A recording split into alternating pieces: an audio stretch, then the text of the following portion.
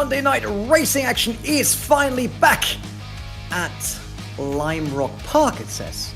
I'm quite sure if that is true, but it's the BMW Sim M2 CS Racing Cup to kick off the evening before we head over to the GT Pro Series. I hope everyone is locked and loaded because this will be a ton of fun. My name is Randy Butler, and alongside I got Aiden Millward helping me out, ensuring that the BMW Sim M2 CS Racing Cup will be as entertaining as it is on the tarmac, right?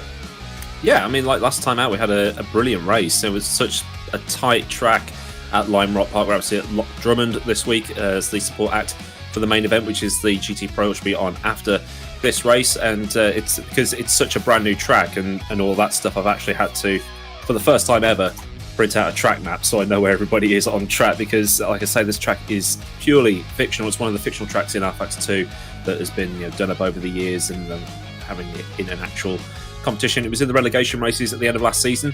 Ibrahim Khan dominated that race and put on a phenomenal show to keep your space in GT Pro for this season. So we'll see what the BMW drivers can do around here. It's a nice flowing track. It's got corners reminiscent of some of the great tracks around the world, and I'm really looking forward to seeing what they can pull off here, because it's going to be brand new for all of us. First part of the statement was powered by Sancho, and yes, this track, Aiden, has corners. It's a good start, right? And they, as I said, they're quite quick. We saw that in the relegation last time in GT Pro. The thing here is, if you mess up the curbs, then you're in massive trouble.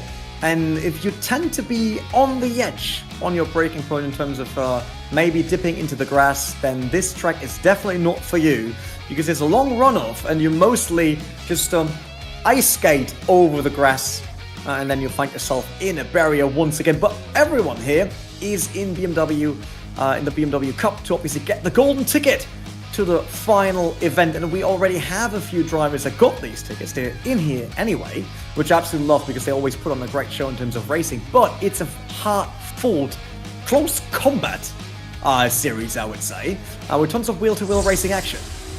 Yeah, it's probably the closest thing that we do get to like touring car racing. Sort of like one make touring car racing. We see Johannes Dries coming through the first couple of corners here. It's sort of reminiscent of the Zandvoort chicane, but going in the opposite direction. But you can see how open this track is compared to how Lime Rock was. It's still got a lot of the grass and the gravel that we saw at Lime Rock, but at least the track is more than a couple of feet wide, and you can get more than one driver through here. But you can see just kicking up the dust coming out of the one of the sections here, and you can see going into the 7 and 8 chicane, absolutely vaulting those sausage curves, maybe a little bit too far, but that might only cost him a little tiny bit. He's on a personal best right now, coming over the back end through 9 and 10, and then up towards the hairpin. You can just see in the distance, again, using as much of the track as possible. You do have those blue and white curbs, but then you've got a little tiny bit of AstroTurf on the exit to use, but it's not like some of these FIA Grade 1 tracks that we also see as he just goes full Tokyo drift through the hairpin and through the downhill sort of section. It's quite a flowing track as well, which is really cool to see. Most fictional tracks don't really have that flow to them, but it's a track that if you were brand new to sim racing and knew nothing of racing at all, you might be confused for thinking it's an actual real track. And it's a beautiful location as well, with a look at that to the mountains. And if you wonder, like, wait, do my eyes see wrong, or is the tower wrong? No, we obviously have two drivers in here. They're brothers, and Yossi comes over the line with another personal best, and his personal best, by the way, is also session best, as he's currently leading the qualification. The last 10 seconds, there's still a few drivers out. Philip Dries, for example, although Philip should have the ticket already, if I remember that correctly. Went really aggressive over the curbs there. It's a funny little car. It likes to rotate with the accelerator, and it's good to throw into corners and over curbs.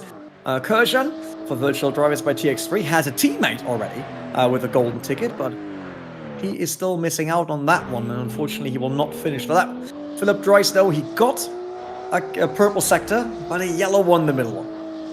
Yeah, when we sort of went on board with him, coming exactly on board with him, he'd gone purple in that first sector, but he'd gone a little bit too wide, so that would have cost him a bit of time. It cost him at least a 10th, I would have thought, as he comes through the final sector. A 10th isn't that much to gain back, but as he comes across the line, we'll see what he puts in. It's a personal best final sector. He's third on the grid, but usual suspect right at the top, Erhan Yovsky, who had an awful time last time out at Lime Rock Park. Abandoned his race after picking up too many track cuts at the chicane, and sort of abandoned that race. It was quite the shock, as a lot of people weren't expecting that to happen. As Antonis, sorry, I'm not going to try and butcher that one.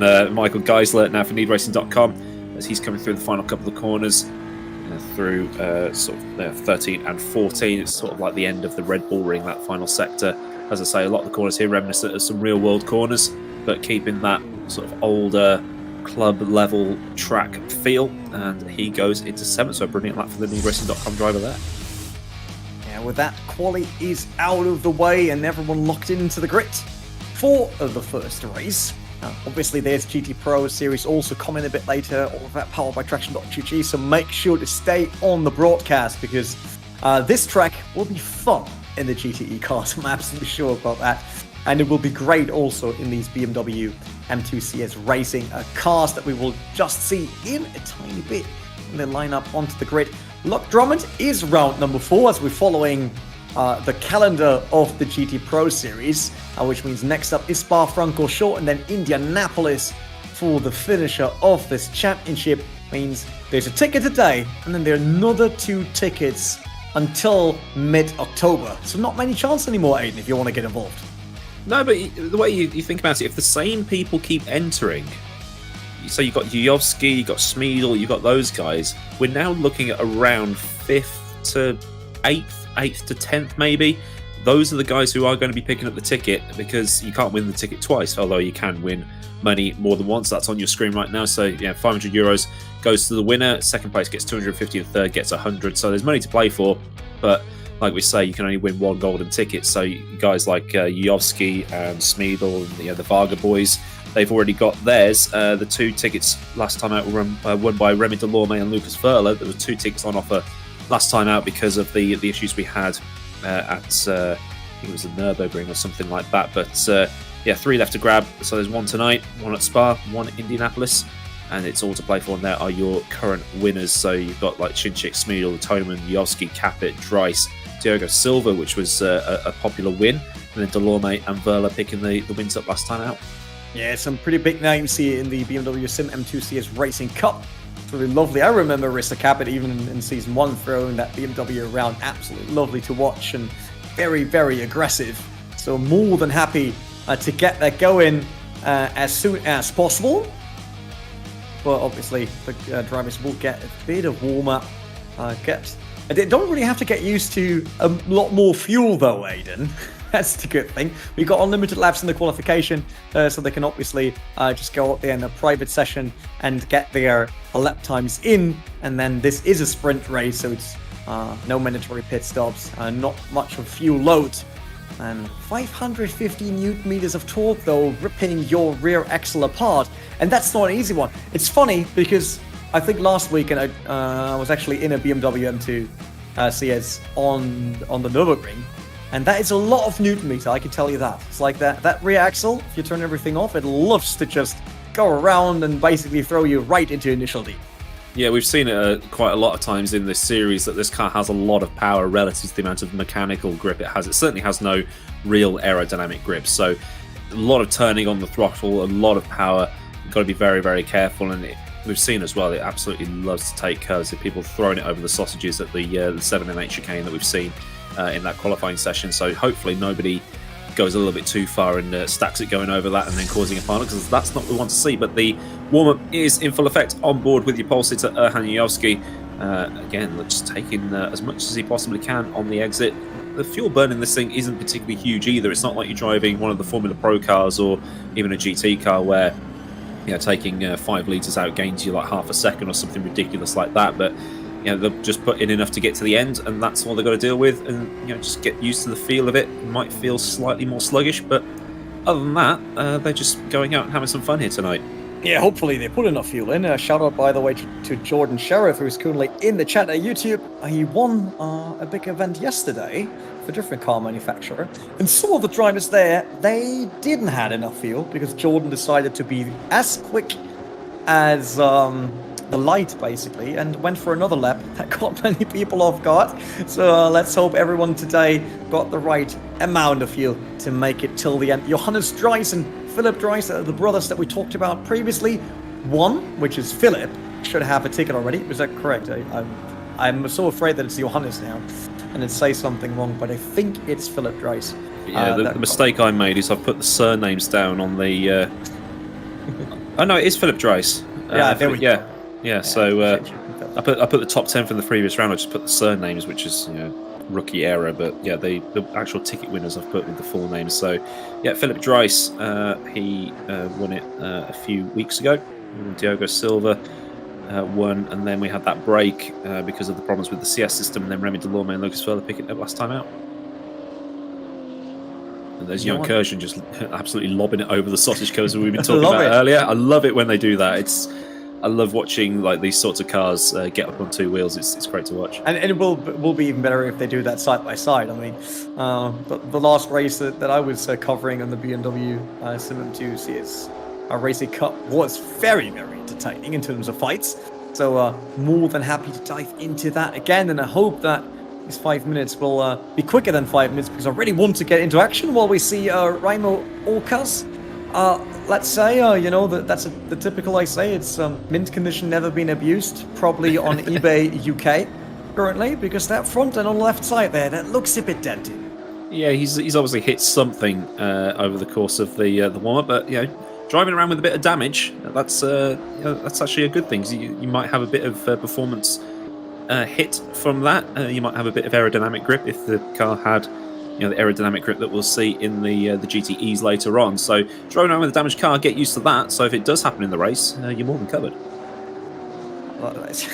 It's like practicing with damage now, because it's a one-man cup, right? We all know how that goes. It's not a non-contact race, that's for sure. In these BMW M2s, and it's a fairly short wheelbase compared to an M8 or even the M6. So you have to live with a car rotating a lot quicker than its bigger brothers.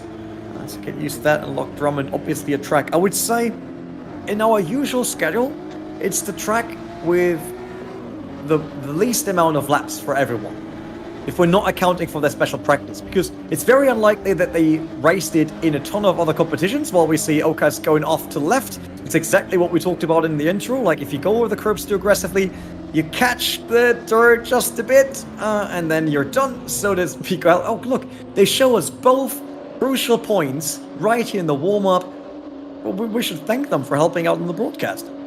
Yeah, the thing with these curves is you can see on some angles there is a little bit of a drop. So if you drop off, it can sort of upset the balance of the car and just pull you off that little bit further, especially once you hit the grass as well. So something to be very careful of, is almost tandem drifting from Lawrence Hertzing there. You see that drop off on the curb, and then you've got that little bit of a runoff area that goes onto another layer of the track. So you could probably use that to gain a bit of... I love that shot as well, as you can see the sausage curve on the exit of the corner as well, just threatening to upset the car a little bit. But with the high-ish ground clearance, high compared to other cars in rFactor 2, it's probably not an issue. But like you say, because it's a fictional track, and the likes of Spa and Monza and the Nürburgring and Silverstone get used everywhere else, people just don't want fictional tracks in their sim racing. But as we see, Raimo Olkas, oof, that was almost a roll. Good recovery, but that's an F out of 10, as Lewis would say.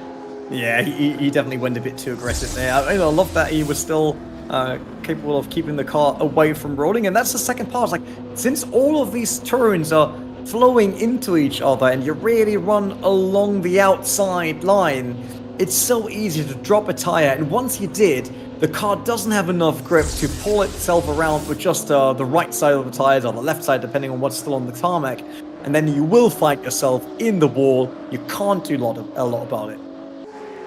The wall is definitely somewhere you don't want to be, because unlike the top grade tracks that you see all around the world, there's no tarmac runoff, and it's kind of like some of those tracks like Thruxton or Alton Park, or some of those like club level tracks that once you're on the grass there's no saving it, as Johannes Dreiss almost rear ends one of his rivals there. I think he's just setting a lap just to see where his race pace is. Paul August Lana for Belanti Racing, a regular in rFactor 2 competition, as we just hit 2 minutes remaining on this warm-up session. Driving the very nice looking Belanti car there, currently in 7th place overall in the warm-up, but obviously warm-up times don't really matter. It's just getting used to the fuel load. like we say, doesn't really do a lot. Misses the apex entirely, unless that's a tactical thing, just to make sure he stays alive throughout the race. But some drivers trying different lines and trying to get the most out of their cars, because it's going to be quite the entertaining race, and I can imagine there'll be a little bit of panel barging as people want to try and get to the front as quickly as possible. Yeah, it's like it will be completely different in traffic. We know that. It's like, since all of these cars are exactly the same, it's not easy to make a move, and sometimes we see drivers even going sideways just for the sake of not being overtaken, because you can make yourself really, really wide once that M2 is going sideways. And I wonder if that's one of the strategies we see today. I don't think it's as crucial as on other tracks due to how wide the corners are. And besides the chicane, there's not really any tight spot, I would say, while we see Lan trying to follow. I think that's Okas once again that gets out of the way, and he collects him out here. Luckily, that's warm-up still. Yeah. But you see, it easily hurts on this track. Well, we get a beautiful Ruben Correa Alves slow-mo once again going over the turf. You really see the tire, like the entire rubber deforming over it. And he was really lucky that he catch that one. Yeah, it's the sliding that we've seen a lot of over the time we've been running these cars. But like you say, there's probably only really 1 or 2 choke points on this track. This is one of them, I think. Remy Delorme just going through the right-hander that leads out to the 3 fast rights over the top end of the track. But that and the chicane are probably the only choke points on the track. So they'll have to be a little bit careful over the first couple of laps or so. But then once the field spreads out, then drivers can start trying to make moves into, I think turn 11 will be a good overtaking point, as will be turns 1 and 2 once the field spread out a bit more. Well, that means a warm-up is done and dusted, and we're heading over to the race session and our short sprint race, the BMW Sim M2 CS Racing Cup, the support series to the GT Pro Series powered by Traction.gg. So ton of racing action till to come tonight. So ensure, just like Aiden does, to have a drink available, and maybe some chips. Don't know, fries would be nice as well, and then settle down for a good evening of racing action. I mean, people even get to see different cars. First we got the BMW M2, and then we head over to the GTE cars. We got Porsche 911 RSR, we got the Corvette C8, the C7 is also in there. So, good. Alright, let's head into the grid. Ernejovski leads off the track here. Jonas Dries is second, then Philip Dries, his brother, in the second row, and Michael Swiedel on fourth. Remy Delorme, another one with the golden ticket in fifth. Lucas Verle, then Michael Geisler, and Lawrence Herzing from Sim Racing Team Board by BMW in eighth. For 9th and 10th, we got Paul Auguste Alain and Michael Aloro, Johan Kerjan and Diogo Silva. Diogo Silva also someone that already has a ticket to round up the top 10, and we're already underway here. We were a bit slow, I think. In the background, everything goes wrong for the drivers. That wasn't a good start. There's already a penalty for Miguel, probably for an early start, but Ernejovski did absolutely everything right leading into the first 2 corners, but the Dries brothers right behind. Yeah, Philip Dries and his twin brother getting an absolute brilliant launch to keep themselves in second and third. And like you say, Miguel actually got the penalty. That will be for a jump start. But then I think somebody might have cut across somebody else and caused some carnage as we go on board with your 4th place sitter, Michael Swiedel, who already has a golden ticket, just using the grass on the exit of the corner to keep the car going in a straight line maybe. And then over the curbs, some missing the apex, and Michael Swiedel just getting a little bit of a bad exit. I might lose him a bit of momentum. But Dries is keeping it in behind Yovski, who's looking to bounce back after the horror show that he had last time out. Yeah, look at that fighting group. 4 of them as tight as it gets. Yovski leading it. He tries to get away from the Dries brothers. And it seems like for now there's a little success in it, but runs really, really wide here. That will bring Johannes back in as they run completely different lines here. Double apex against single apex, kinda. Interesting to see that. And we also know Michael Swiedel, he knows that the podium gets money. He's in 4th. He has a golden ticket. There's not much to lose for him, so I expect a very aggressive drive now. Yeah, Delorme can, he's really got nothing to lose other than 500 euros, but as we see, they come across the line to complete the first lap. Yovski leads Dries, and then Swiedel in 4th with Delorme and Verla, and I think we've actually had a retirement already. I think it was Diogo Silva, one of the ticket holders, so he's had enough after the first lap. He might have been caught up in some of that mess at the start. There's a move being made in the background I just saw there, but the Dries brothers keeping it nose to tail on board with Lucas Verla. in 6th place through the 3 fast rights over the top end of the track and then hitting the brakes for the left-hander, which sort of has a confusing apex. It's like, is it early? Is it late? Nobody knows. And then up towards the chicane, you can see all the dust being kicked up as they try to test the limits of the anti-cuts and running it over the sausage curbs. And Verla keeping it right in behind Delorme there. Yeah, he got way better through the chicane. That really paid off. But due to this, like, the car has permanent load on one of the sides because you're always going fast left or fast right, and that makes it really hard to get alongside and then brake and try to align the car there for an overtaking maneuver. And on the other hand, if you lose momentum once, then it really hurts for a long time on a track like Loch Drummond. Now we see Delorme. He's still under pressure here by a look at Verla. Seems like Verla is a lot quicker, but they're not keeping up with the top 4 group. That is Jofsky, Dries, and then Smeedel. Double Dries in that way, while we see another driver dropping through the tower. New best lap time for Jofsky. Let's see at the start. So that's Paparinopoulos on the back of the grid, and someone did not get off the line. That reminds me of the old times of Formula 1, basically. Yeah. Where things always went wrong when someone did not start off the line. Yeah, I've done that before, like spun someone out at the start line. It's not a nice feeling as Mikel Leroux here. I have no clue what's happening there. Someone got pinched and then spun into another guy. Sort of like nose-to-nose action.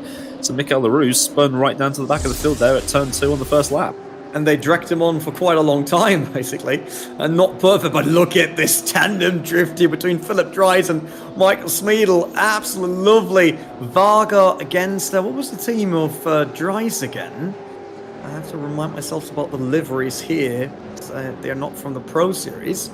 Look how aggressive Smeedel is there. He's really riding on the curb and getting closer each and every time, but he just can't get the car alongside because they're always on the load over the curbs, but that's a ton of sideways action. Yeah, in terms of outright pace, you'd think that Smeedel, who's one of the, like I say, one of the regulars in rFactor 2, you'd think he'd get past eventually, but still the Dries brothers holding him off, and Dries will want the €500, and I'm sure his brother will want the money for second place as well. So here's Paul August Lana heading in towards I think it's the hairpin over near the end of the race, or near the end of the track. That's a brilliant move. That's not though. Just clanging into the door, but both of them still running. Lawrence Hertzing putting on the move into turn 11 there. So lots of racing happening all through the field, which is what we love to see. Yeah, Hertzing's maneuver was absolutely spot on. That looked lovely. The other one was a bit bump and run, but it's a one-make cup series, and racing gets a bit more harsh in those.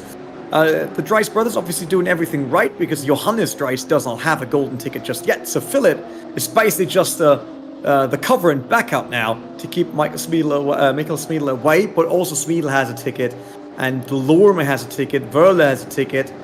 Does Herzing have a ticket as well? He does not. He does not, so he will be the next one in line. So I say Johannes Dries, for now at least, looks quite safe, and even in the ranks to get some money. Yeah, being wingmanned by his own brother, which is always good. A bit of brotherly love, as this is Geisler and the Volante car. It's like that's suboptimal, but they're both running. Managed to stop the half spin. I think he got punted back round into the direction he was supposed to be going, so that's always helpful as well. But not as close to Delorme anymore as he was previously. That's a good clean run. Not really going as aggressive to the sausage curb as Delorme does. I think he's losing a bit of time there. But obviously to get money he would need to take down Delorme, Smeedel and one of the Dries brothers. It's not an easy task for the remaining 13 minutes of the race. Oh, Delorme goes really wide. Look at the difference in the momentum out of the turn. Like, that's what I meant. It's like, if you lose speed, it's so much of a penalty with how slow the track is. Whew. That was close for further. Yeah, it's because there's no long straights here, which is what you need in one of these cars. When we did all the rounds on the Nürburgring layouts, and we saw down the dirting Ahoa, they were just slipstreaming constantly. You can't really do that here because, like I say, the straights aren't long enough, so it's all about the momentum out of corners, really. And if you lose momentum, then, like you see here, Remy Delorme and Lucas Verla, they'll all be up the back end of that virtual drivers by TX3 BMW if he messes up the exit of one of these corners. Yeah, luckily none of the top guys yet dropped the tyre in one of the bad spots we saw in warm-up. Was afraid now that Delorme does it, like kind of cast his curse again. Commentator's curse, but nothing happened. So Yayovsky is by now over 1.5 seconds away from Johannes Dries, and that is either someone braking too late, well, I think he was pushed from the rear as well. Yeah, we'll have to get a replay of that. It was completely offline, trying to slow it before he ended up on the grass and then into the gravel. So good save from Fabian Bala. Whether he jumped or he was pushed, it's we're going to have to figure that one out later. But he's now under attack from Scott Sovic, so battling near the back end of the field, as well as we have for the big money spots. Philip Dries with Mikhail Smeedel all over the back bumper of that BMW. We'll be close enough to read the part numbers soon enough, as they come sliding over the back end of the track up towards the long straight that heads towards turns 7 and 8 at the chicane. So let's see if Smeedel can get a better run through here. He has a sniff, but it's probably a bit too quick to be having. No, that's not the chicane at all. That's turn 11. So ignore me. But still, Smeedel is closer now than he was. Just got to keep that momentum up, and maybe if he gets the best exit he can out of turn 14, then he might have a run into turns 1 and 2. Yeah, their pace is quite close, and that makes it so hard on a track like this to overtake. So Smeedel, every once now he actually gets closer, but he can't really get that turn into a proper maneuver. Maybe now down the stretch here, there's a chance to go alongside, but once again not close enough. Love how the rear looks up once it lifts up in the air. Just reminds me of the good old days of driving. Like before we had millions of aero kits, and if one flat broke, the entire race was done. I'm gonna talk about the golden ages of racing, Aiden. I know you love them. Yeah, that's what I do for the day job. But this is it's very close now. I think he might have lost a bit of momentum, and seeing that here's Henry Sinek going full send into turn 1, and then it's just pinching. Car ends up inside another car, and then gets another thwack for good measure as the car still rolls backwards out of the way. So that's probably why there's a bunch of drivers already out of the race, maybe with terminal damage. Did he get a hit? Oh, he got a hit.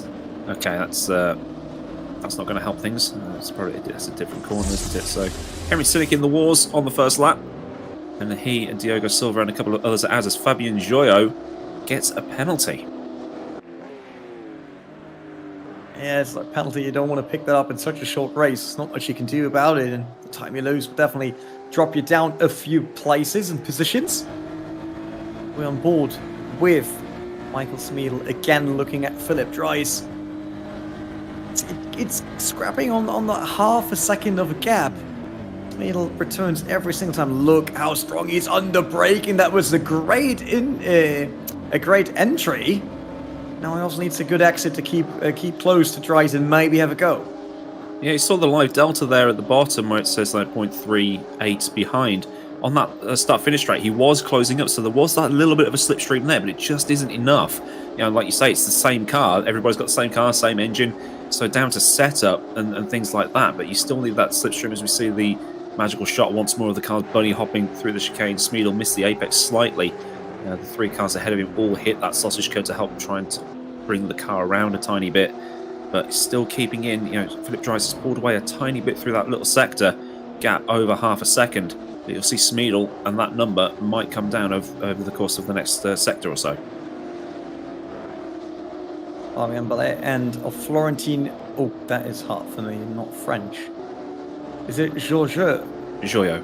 Joyo? Really? Joyo, yeah. That makes it hard, but someone is off, and that will not be easy for the rest of the pack to get around. Look at this side-by-side into the right-hander, but luckily everyone keeps it on the track. There was Oiskal Sport. It went a bit off track after the chicane there, and touched the grass up the inside, and then just rejoined the track with everyone still fighting. Kind of broke up that group by now. If he wasn't awake at the start of the lap, he's definitely awake, and now that will have shook him up a bit, losing control and losing a couple of places, but he's still in the race, and that's the bit that matters as they come through the final couple of corners as we get a replay here of João Asensio Essential. Sorry, I'm butchering butchering names.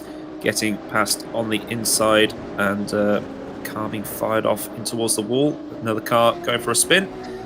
Michael Geisler up the inside, just making contact and into the gravel trap, but he manages to survive an impact with the wall and rejoins on the start-finish straight. And look at all the cars are a bit battered by now. In terms of the looks of both cars, the TX3 as well as in front. Does he get it alongside? That's a great one. I thought he can do it around the outside here. Well, against Jojo, but no chance just yet. But he's so close. He's right on the rear bumper into the chicane now. Let's see. Bit aggressive over the first sausage curve, but it nearly was enough to send up the inside. Luckily, he actually stepped back because I think this wouldn't have ended well. And Aiden, as it looks right now, this might not end well anyway. Ah, ye of little faith as they come towards the hairpin at turn 11. Sends Joyo a little bit offline. Can he get through the gap that's presented itself? Joyo have the inside for 12. Fabian Barla hanging it around the outside, and then just 13 and 14 to come. Leaves enough space for him to use the curb. A little bit of contact as Joyo goes a bit too deep into 13. And then Fabian Barla will take that position. Racing still at the back of Dries though. Yeah, I mean, he saw a lot of these Dries cars by now, that's for sure. And you're still waiting for Philip Dries to do a mistake so he can get onto the spots that bring in the cash. But he only has 6.5 minutes by now, so I wonder if he's willing to just wait or if he's trying to force it now. Put a bit more pressure on Dries, but we also don't know, is he already running at the limit? Like, could he really be a ton faster than Dries, or is Dries up to the pace of Smeedle? Smeedle might be hoping that Dries makes a mistake, but as it stands, he's not going to be making one. I know I've probably just put the commentator's curse on him. Philip Dries in that number 3 NeedRacing.com car being chased by Mikkel Smeedle, one of the faster guys in rFactor 2, driving the number 1 car. They come through the final corner with just over 5.5 minutes remaining on the clock. But Yovsky, they're ahead, 4 seconds to the good. Yeah, Yovsky really spreads his wings now and gets away from the rest of the pack. Once again showing why he is one of the best drivers in rFactor 2, or sim racing in general even. And then even here in the BMW Sim M2 CS Racing Cup, he can show all of his skill and pace. Yeah, Dries has been one of the dark horses in this. So I mean, both the Dryses have been dark horses in this series. They sort of just appeared, and you know, admittedly not a name that I'd heard a lot of before I saw them in this series. I see Alex Arvel and Sebastian Ree going at it through 1 and 2. Sebastian Ree taking the title line, manages to close up a little bit, but what's the exit going to be like? You see the gap is increasing, so it looks like Arvel got the better run as they head down through the 3 fast rights up to turn 6, which is taken quite quickly and taken with quite a wide entry. Are they going to run a bit too far wide? And then what's going to happen through the chicane? Are they going to... Is one of them going to make a mistake here? I think we're going to find out as we go back to Dries and Smeedle, because Smeedle has closed right up to the back of Philip Dries. Through the final couple of corners, Dries hits the brakes, turns it in, uses a bit of grass on the inside, nicely cut. And now can Smeedle get the better run out of the final corner? 3/10 is the gap. It's coming down ever so slightly. Is it going to be close enough to pick up some slipstream? I don't think it is. So Smeedle might have to send it big time on the brakes, but I think he's just going to have to lift out of it this time round and just continue to put Dries under that pressure that he's been under for the whole race. But so far, Dries has been drinking it all the way up as Smeedle goes full drift through turn 2. I mean, Smeedle now knows that there's even more cash up for grabs, right? Because we saw Johannes Dries dropping out, probably due to a connection issue, which means all of a sudden the ticket will go to Herzing in 6th, and Smeedle is already in on the cash positions, but there's even more cash available if he takes down Philip Dries, and he was behind him the entire time, and now he's willing to push even more. Olijowski's gap obviously bigger due to the DNF. That's going to be gutted for Johan, isn't it? Because he was in the position to pick up that ticket, but now, like you say, Lucas Verla will be taking the... Oh no, Lucas Verla's already got one, so it's going to be Lorenz Herzing, yeah, who is in a BMW... I think it's an official BMW car, isn't it? So for BMW to have one of their drivers in the final, that's going to be brilliant for them as Blazek gets a penalty, I'm assuming, for cutting probably at the chicane. Yeah, it's so easily done here, right? You go for a proper, like, erase cut, and then you want to be safe, so you'll go a bit more over it to not run right on the sausage curb, and then all of a sudden the game gives you cut and penalty. Fair, obviously, it's the same for everyone, but it's a penalty that you easily pick up in such races. But look at this racing. They're really throwing it into the corners. Smeedle runs a bit heavily into that one, I think. That was a bit too hard, a bit too sideways.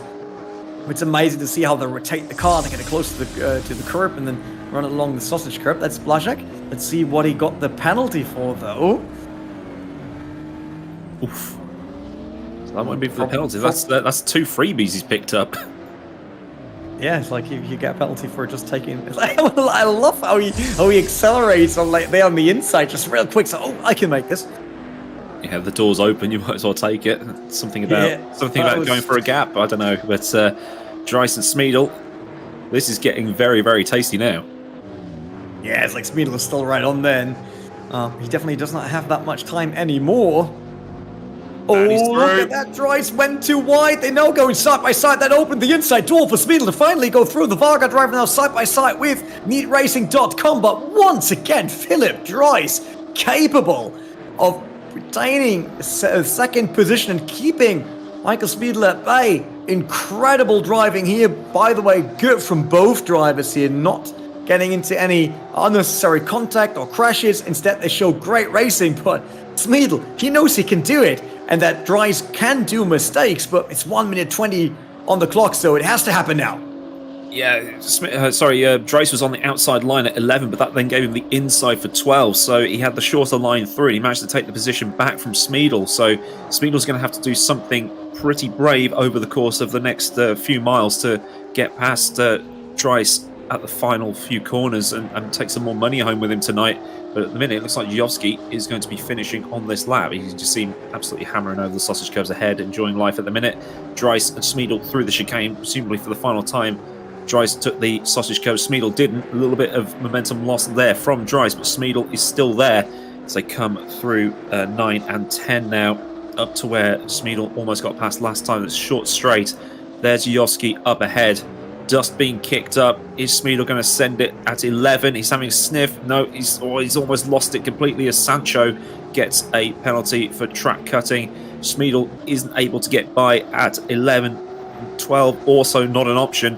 13 and 14 left to go. Jovski's going to be crossing the line momentarily, but still looking at this battle in the background.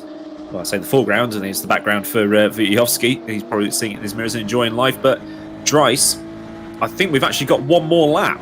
Yeah, Jovski definitely went across the line, so we will get one more. And with that, one more chance for Smeedle. I think that wiggle on the rear of the BMW was because he actually really considered sending it up the inside and then realized that will never work, and instead just step back and try to keep third position and the money attached to it, but gets one more chance. And he saw that Philip Dries currently is not willing to take all the risk that's necessary to keep Smeedle away from him.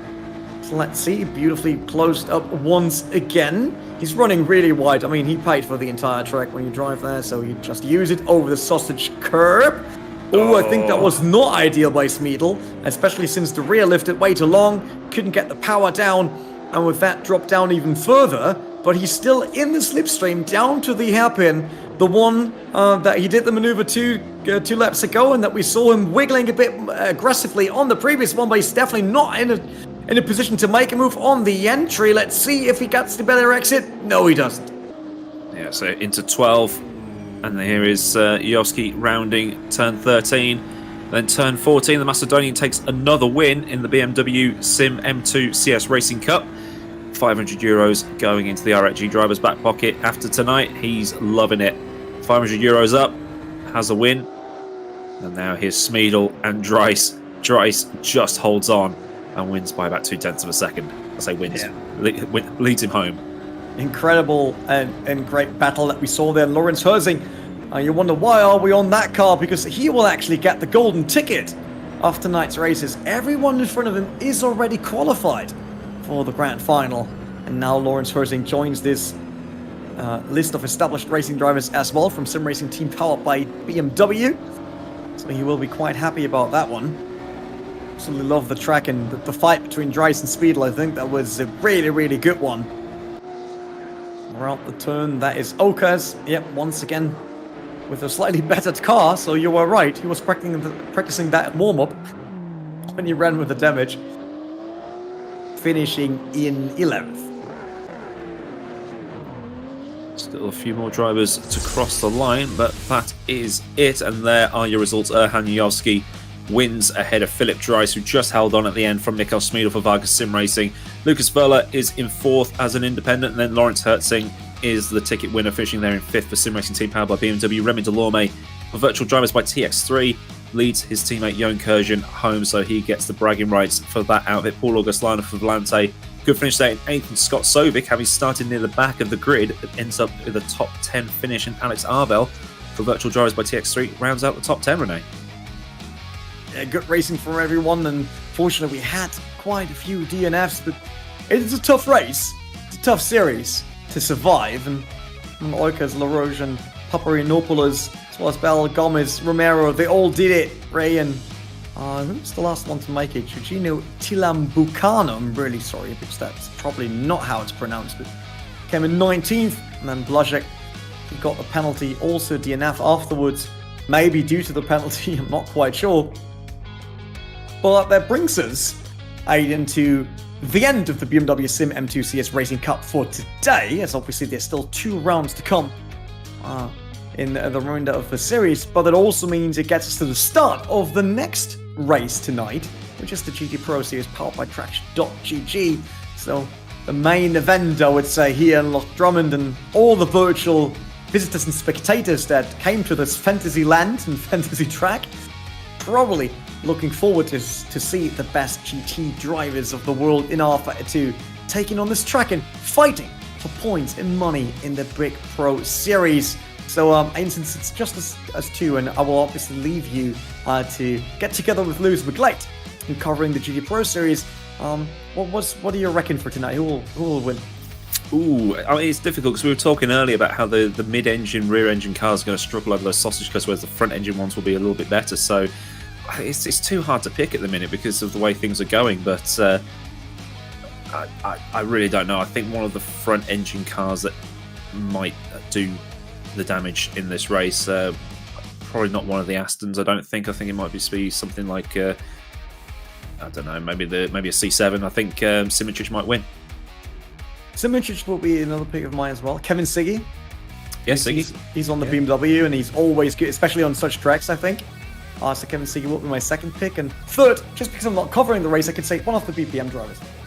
So Shara or Path in a Porsche. That would be very surprising, though, with a Porsche on this layout, especially with Virtual Le Mans also coming up this week, and many of these drivers are busy with that as well. So it will be an interesting race, and you will get all of that action and catch all of that action right after a short break.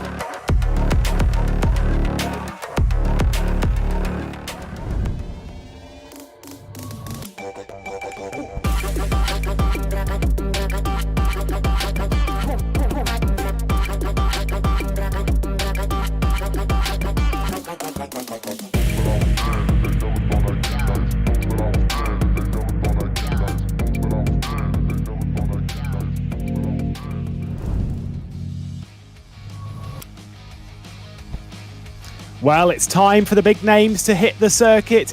GT Pro has officially passed the halfway point of the season. 6 races down, 6 races to go. We've had 5 different winners, 12 different drivers have visited the podium here in the rFactor 2 GT Pro Series powered by Traction.gg. And our doubleheader stateside now returns us to Scotland, to a fictional track here set in Stirling in central Scotland with mountainous terrain around. It's a really fantastic venue, Aidan. And let's be honest, as you put quite rightly a little bit earlier on, it's got that club circuit vibe, but with the fast flowing technical sections met with grass on the exit. Any mistake here, it's a tough track. Yeah, it's basically a more open version of where we were last time out at Lime Rock Park. You still end up in a barrier if you go off, but you still got that little bit more wiggle room to play with in terms of the actual tarmac on offer. So these guys are going to be keeping it laser guided on every single lap to try and maximise their lap times, to maximise the overtaking opportunities. And the BMW stuff has really whet the appetite for tonight. So here at Loch Drummond, 20th of September, and then we've got the 2 rounds at Spa-Francorchamps in Indianapolis to close things out. So we've got the fictional round tonight, and then the 2 rounds that we're very familiar with into October as well. So Loch Drummond is going to be serving up 2 brilliant races, I think, for us tonight.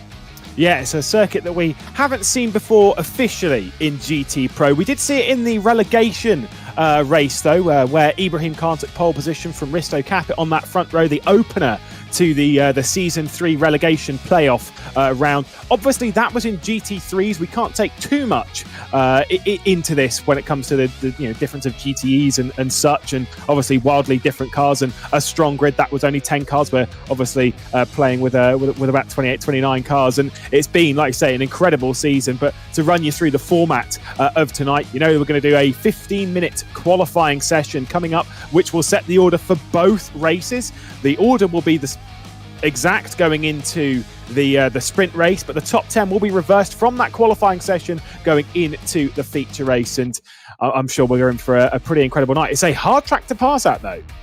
Yeah, we saw that in the previous race. These cars also more aerodynamic dependent. I mean, they do have the tyres and stuff. They've got the grip there as well, but in terms of the aero grip, there is going to be a little bit of dirty air coming off the back of the cars. Not as extreme as you'll find in top level open wheelers or things like that, but it might do a little bit to stop some of these guys overtaking. So you've either got to be really brave on the brakes or force the mistakes from the guys ahead of you.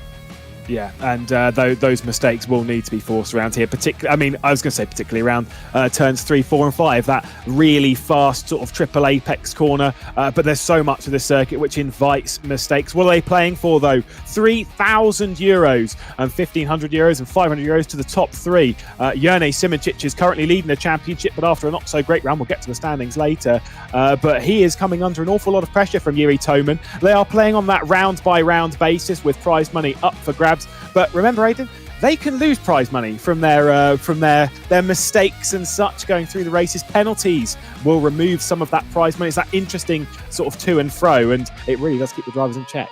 Yeah, it's really pushing the driving stance. I mean, we saw at Lime Rock Park last time out. If that rule wasn't in place, we may have seen absolute complete carnage. But they were very well behaved, and if you threaten to take away money from esports drivers, they will behave. And it's a brilliant rule that they brought in, and that money doesn't go back to rFactor 2 or to Motorsport Games or to Traction or anything like that. It actually goes to the winners in GT Challenge, so they will be getting money based off the mistakes that some of the drivers in this series have been making. I don't actually know how big the pool is currently. It would be pretty cool to have that on the screen to see what the guys in Challenge are playing for. But see, if you lose even €20 from 17th to 30th, you'll be it's like, oh, that's my pizza money gone. So it's great. It's great incentive to try and make the pro in GT Pro mean not just the talent level but the driving standards as well. Yeah, absolutely. We had that calamitous first round, but then this rule was introduced. It was played with back then, and they saw how much prize money they'd lose if they keep on driving like that, and they suddenly started to clean themselves up. And we've had a couple of fantastic rounds so far, but focusing on this one, we are in the qualifying session right now, and we've already gone through a few minutes in this session. Of course, it's a 15-minute qualifying session where they can get out onto the racetrack, and they'll be thanking their lucky stars that it's private. Because look at that slide from Kevin Siggy, because it's a tight track. It's not a very long one. When we raced here in the GT3s, it was a 1 minute 11.8. We're running about a second faster here in the GTEs. And so far, and I was going to say this from practice as well, Kevin Siggy is actually looking pretty strong around here. Not anymore, it's not, but that's less good, yeah. That big red machine that he's driving at the minute. See Ibrahim Khan going, typical Ibrahim Khan through the chicane there, and then over through the back end, through 9 and 10, up towards the hairpin as he's using all the track available, every single pixel of the virtual environment that he's in, and then hammering on the brakes of his Aston Martin into 11, carrying it very deep, actually taking the wider entry into the second part of 11 and then into 12, so he's sort of maximising that little bit of a straight he's got before 12, and then into 13 and 14, absolutely paying no attention to the bollard on the inside, and he's taking a trip into the wall backwards. Yeah, of course, remember that Ibrahim Khan was on pole position last round out of line, rocking the joint smallest margin in GT Pro by just 0.004 of a second. Kevin Siggy, who was third in practice, comes up towards the line, but we saw that lap wasn't very good, so we'll keep our eye on him running through the turn 1. There was a little bit of a kink before it, but then that downhill left-hander into what we're going to classify as turn 1. Back on board with Dennis Jordan, one of the drivers who's visited the podium, and we saw that issue from Ibrahim Khan running through the penultimate corner of the racetrack, and it shows how difficult the curbing is around here. They're quite large curbs on this Loch Drummond circuit. Dennis Jordan across the line heads up into third. It is currently, though, Varka Sim Racing locking out the front row of the grid with Marcel Cinchik on pole position, looking for his first pole of the season, but has the best qualifying record of anyone this season. A second, and a third. Honor Schonfleet across the line. He goes up into ninth with a PB and a personal best in Sector 1 and a purple sector in Sector 3. Yeah, it's going to be a good confidence boost for Schonfleet there in ninth, as we see, speaking of Sharif Butler-Powell in the Porsche, which we think might be a little bit out of sorts around here due to the nature of the layout in that engine. There he is in 15th. He's quite a bit off the pace by GT Pro standards. Jerne Simicic, who we expected to do quite well here. He's currently in 13th. Maybe because I've forgotten that he's in the Ferrari and not in a Corvette. The amateurness. I do apologise. I think with the Ferraris, they're not looking so strong around here as Jerne Simicic crosses the line and goes to 11th. Andonovski, the highest placed Ferrari on the grid, who's in 10th. And look at that then from Marcel Cinchik. He lowers the benchmark once again, a 1 minute 10.0. Look at that through the chicane though from Michi Hoyer, absolutely smashing it over the sausage curb at 7 and 8. It's not looking so great in the second sector here from the German. Already a race winner so far this season. That was back in Sebring after that pole position ahead of Marcel Cinchik. Second sector, naturally as expected. With that, he has lost a whole chunk of time. But look at Nikodem Wisniewski up into second position in the session, looking a bit better from the pole sitter of Monza, and he's won one of the most races in GT Pro, having I think he's second on the all-time winners list. So realistically for Wisniewski, the pole looking a little bit better and a little bit stronger here. Yeah, the pole not quite on pole. He's still got another 800th to find, but he's split the two Varga cars. So Wisniewski might be looking for the mother of all starts up towards turn 1 later on as Yuri Toman escapes to the pit lane and he's straight away back out. Yeah, you've got to make the most of this session. With it being 1 minute and 10 seconds around this venue, it really is a very, very small track, and they're basically just hammering in as many lap times as they can. You throw enough at the wall and something will stick, and right now that's exactly what they're aiming for. Matt Richards, who we're currently on board with, down one Rocket Sim Sports driver, that obviously being our defending series champion, Jan van der Heijden, unfortunately a little bit stuck with work and unfortunately could not join us for this evening, along with a couple of other drivers, and for Matt Richards way down the order. Same with Jordi Sveers, Casper Stoltz as well. Not been the greatest season for John Lacey Esports Academy. Let's focus on Kevin Siggy though, out of the final corner. This is looking quite good from the Slovenian. What's it going to be across the line? It's good enough to move him up into third for a best qualifying session of the season so far. Exactly joint on lap time with Yuri Toman. What can Alex Siebel do across the line for Red Bull Racing Esports? He's good enough to depose Kevin Siggy from third and get himself onto that second row of the grid. Yeah, the final lap, well, I say the final laps, but some great laps being hammered in right now. Jonas Ravio currently in 17th in that BS Plus competition. BMW, the big zebra, he's a little bit down in that middle sector. He's got his personal best first sector. He's about 0.3 off in that middle sector as he comes through 11 and then into 12, 13 and 14 to end the laps with just 3 minutes left on the session. Kevin Siggy to put in the exact same time as Yuri Toman. They're going to be separated by 4 figures as Jonas Raffio drops it into the grass through 13 and then out to 14. Marcel Chinchik, though, it's purple. Is he going to make it purple 3? Yes, he is. 110.7. That's him into provisional pole position. Extends that gap to just over a tenth from Wisniewski. Yeah, absolutely superb. Still not, though, just to clarify with practice, not the best time we've seen so far today. Obviously, it was pre-broadcast, but we did have a 1 minute 10.6 across the line. That was from Yuri Toman. So Toman has more pace in the Varga Sim Racing Aston Martin. Jone Simoncic, though, and this is really important for the championship, Jone Simoncic only in 14th position. His main championship rival up in 6th. And a reminder that the qualifying positions from 11th place down are locked in for both races. It's only the top 10 that split. And that could be an important lap time from Jone Simoncic to get himself inside the top 10 and potentially onto the front row for the reverse grid race in the feature race a little bit later on this evening. Yuri Kastorp taking his first race win this season. What's he going to do across the line? Sectors are looking very, very good. Under a tenth in both sectors. What can he do across the line? Is it for the front row of the grid? No, it is not. Lost time in sector 3 and still only 8th. Yeah, Capit there in 10th. At the minute, he will have pole for the feature race as Luis Felipe Capamajan comes through turn number 10 up towards the hairpin at 11. He's actually down on his personal best right now. He's 600ths off in the first, 2/10ths off in the middle, so he's made a big mistake in the course of this lap. Still finishing the lap anyway, just to see if he can gain any time back, know where he's lost time, where he can keep the time and all that good stuff. That BMW going for a little bit of a half spin there.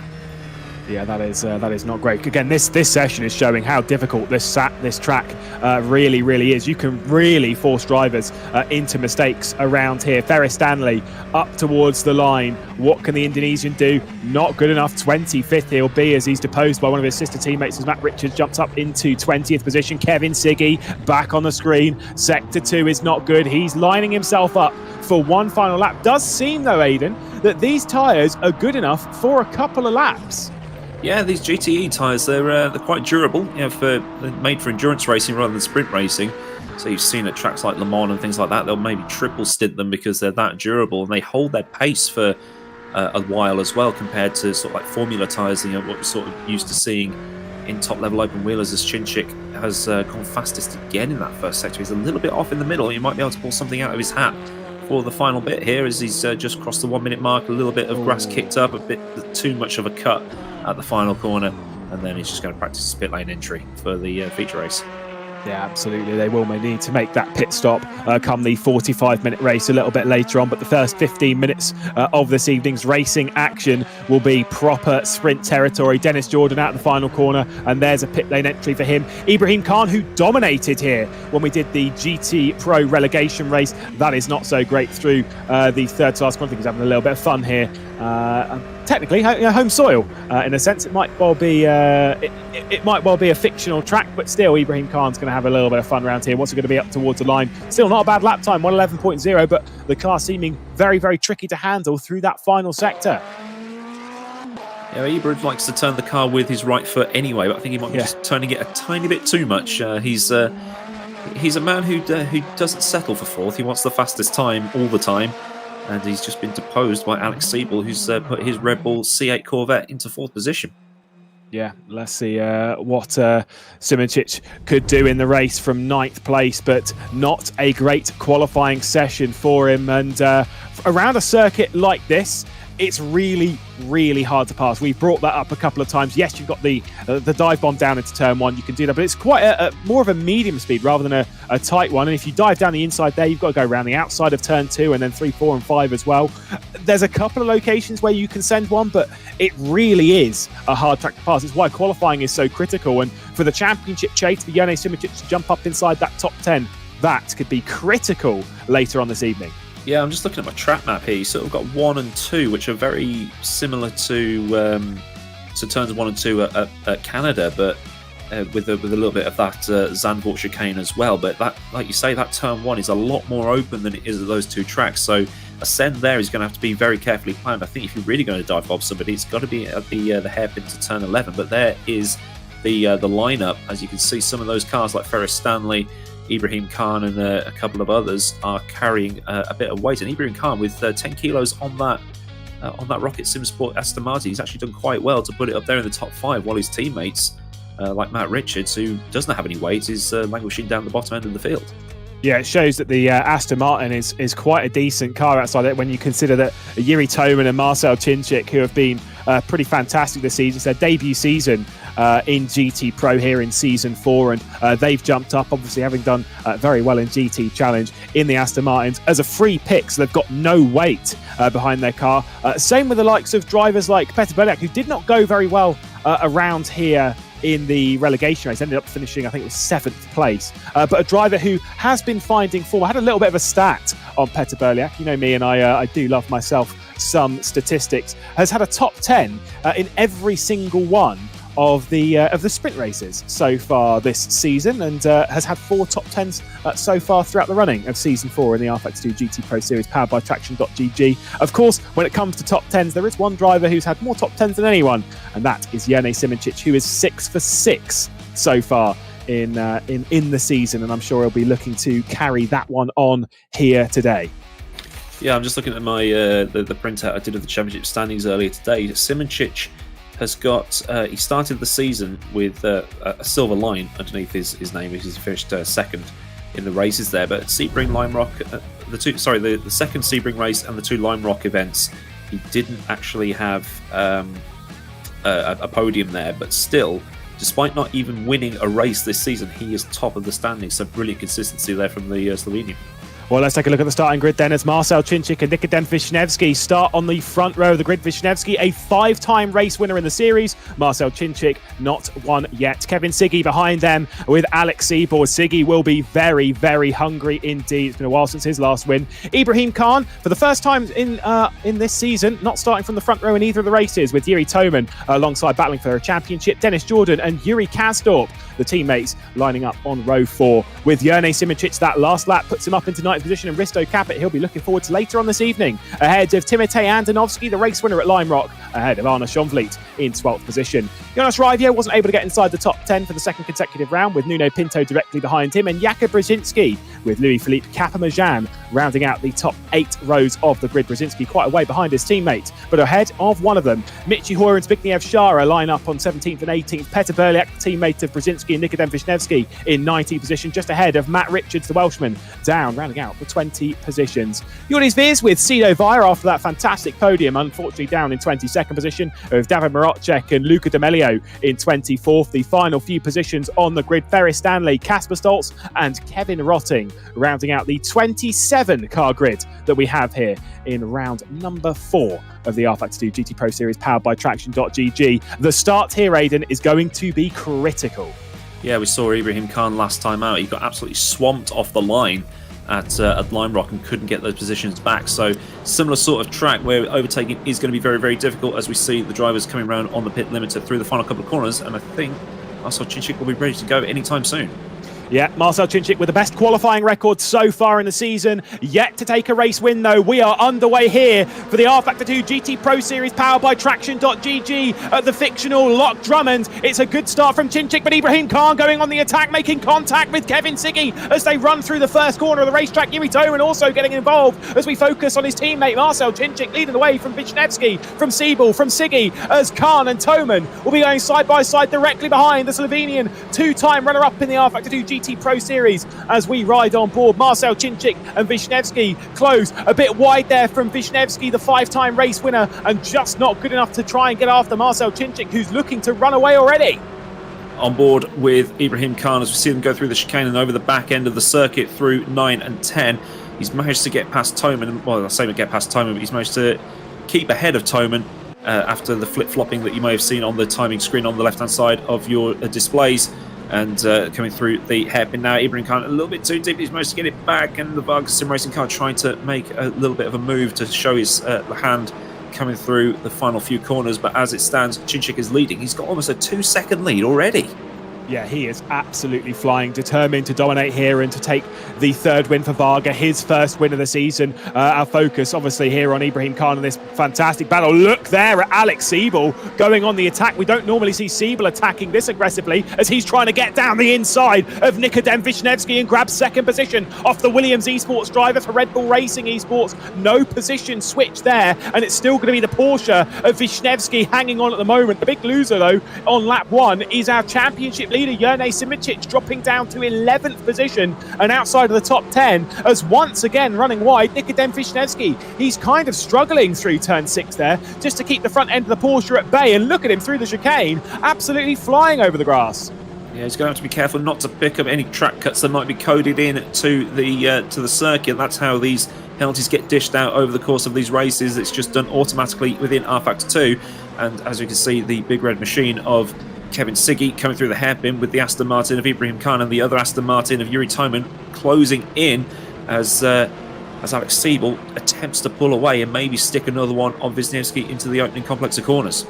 Yeah, and he gave it a good go the previous lap, did Siebel. The inside wasn't good enough, but there's a bit too much of a gap between himself and Wisniewski, so the battle for second position I think might well be put on hold, at least for now. A bit further down, the battle for 6th place was looking pretty close as Yuri Kasdorp was trying to go on the attack of Yuri Toman, and there was no position switch there, and he's got a bit of an easy position, does Yuri Kasdorp. No pressure from the driver behind, being this driver, his teammate Dennis Jordan, who sat comfortably in 8th position, allowing his teammate to go on the attack and try and move his way up the order. But it's not so much plain sailing for Dennis Jordan. Risto Capit directly behind, obviously going to be starting from pole position when it comes to that reverse grid race a little bit later on, and Capit finished in 3rd here in the GT Pro relegation race when we had that between season 3 and season 4. Look at the different lines there running through turn 9 and turn 10. A lot of drivers trying to hook the curbs, and the thing is, that is a risky game, Aidan,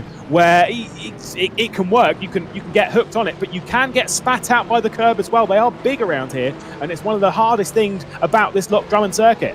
Yeah, you can see in some of these wider angle shots, the curb just drops off quite a considerable chunk, as we see Yuri Kasdorp at the start of this race, as he just squeezes it in. A little bit of space left by the Varga car, maybe a little bit of contact. There's definitely contact between Toman and Khan as Khan tries to go around the outside. So everybody managed to survive lap 1 at least, even if there are a few bent panels and a few bent egos in the process.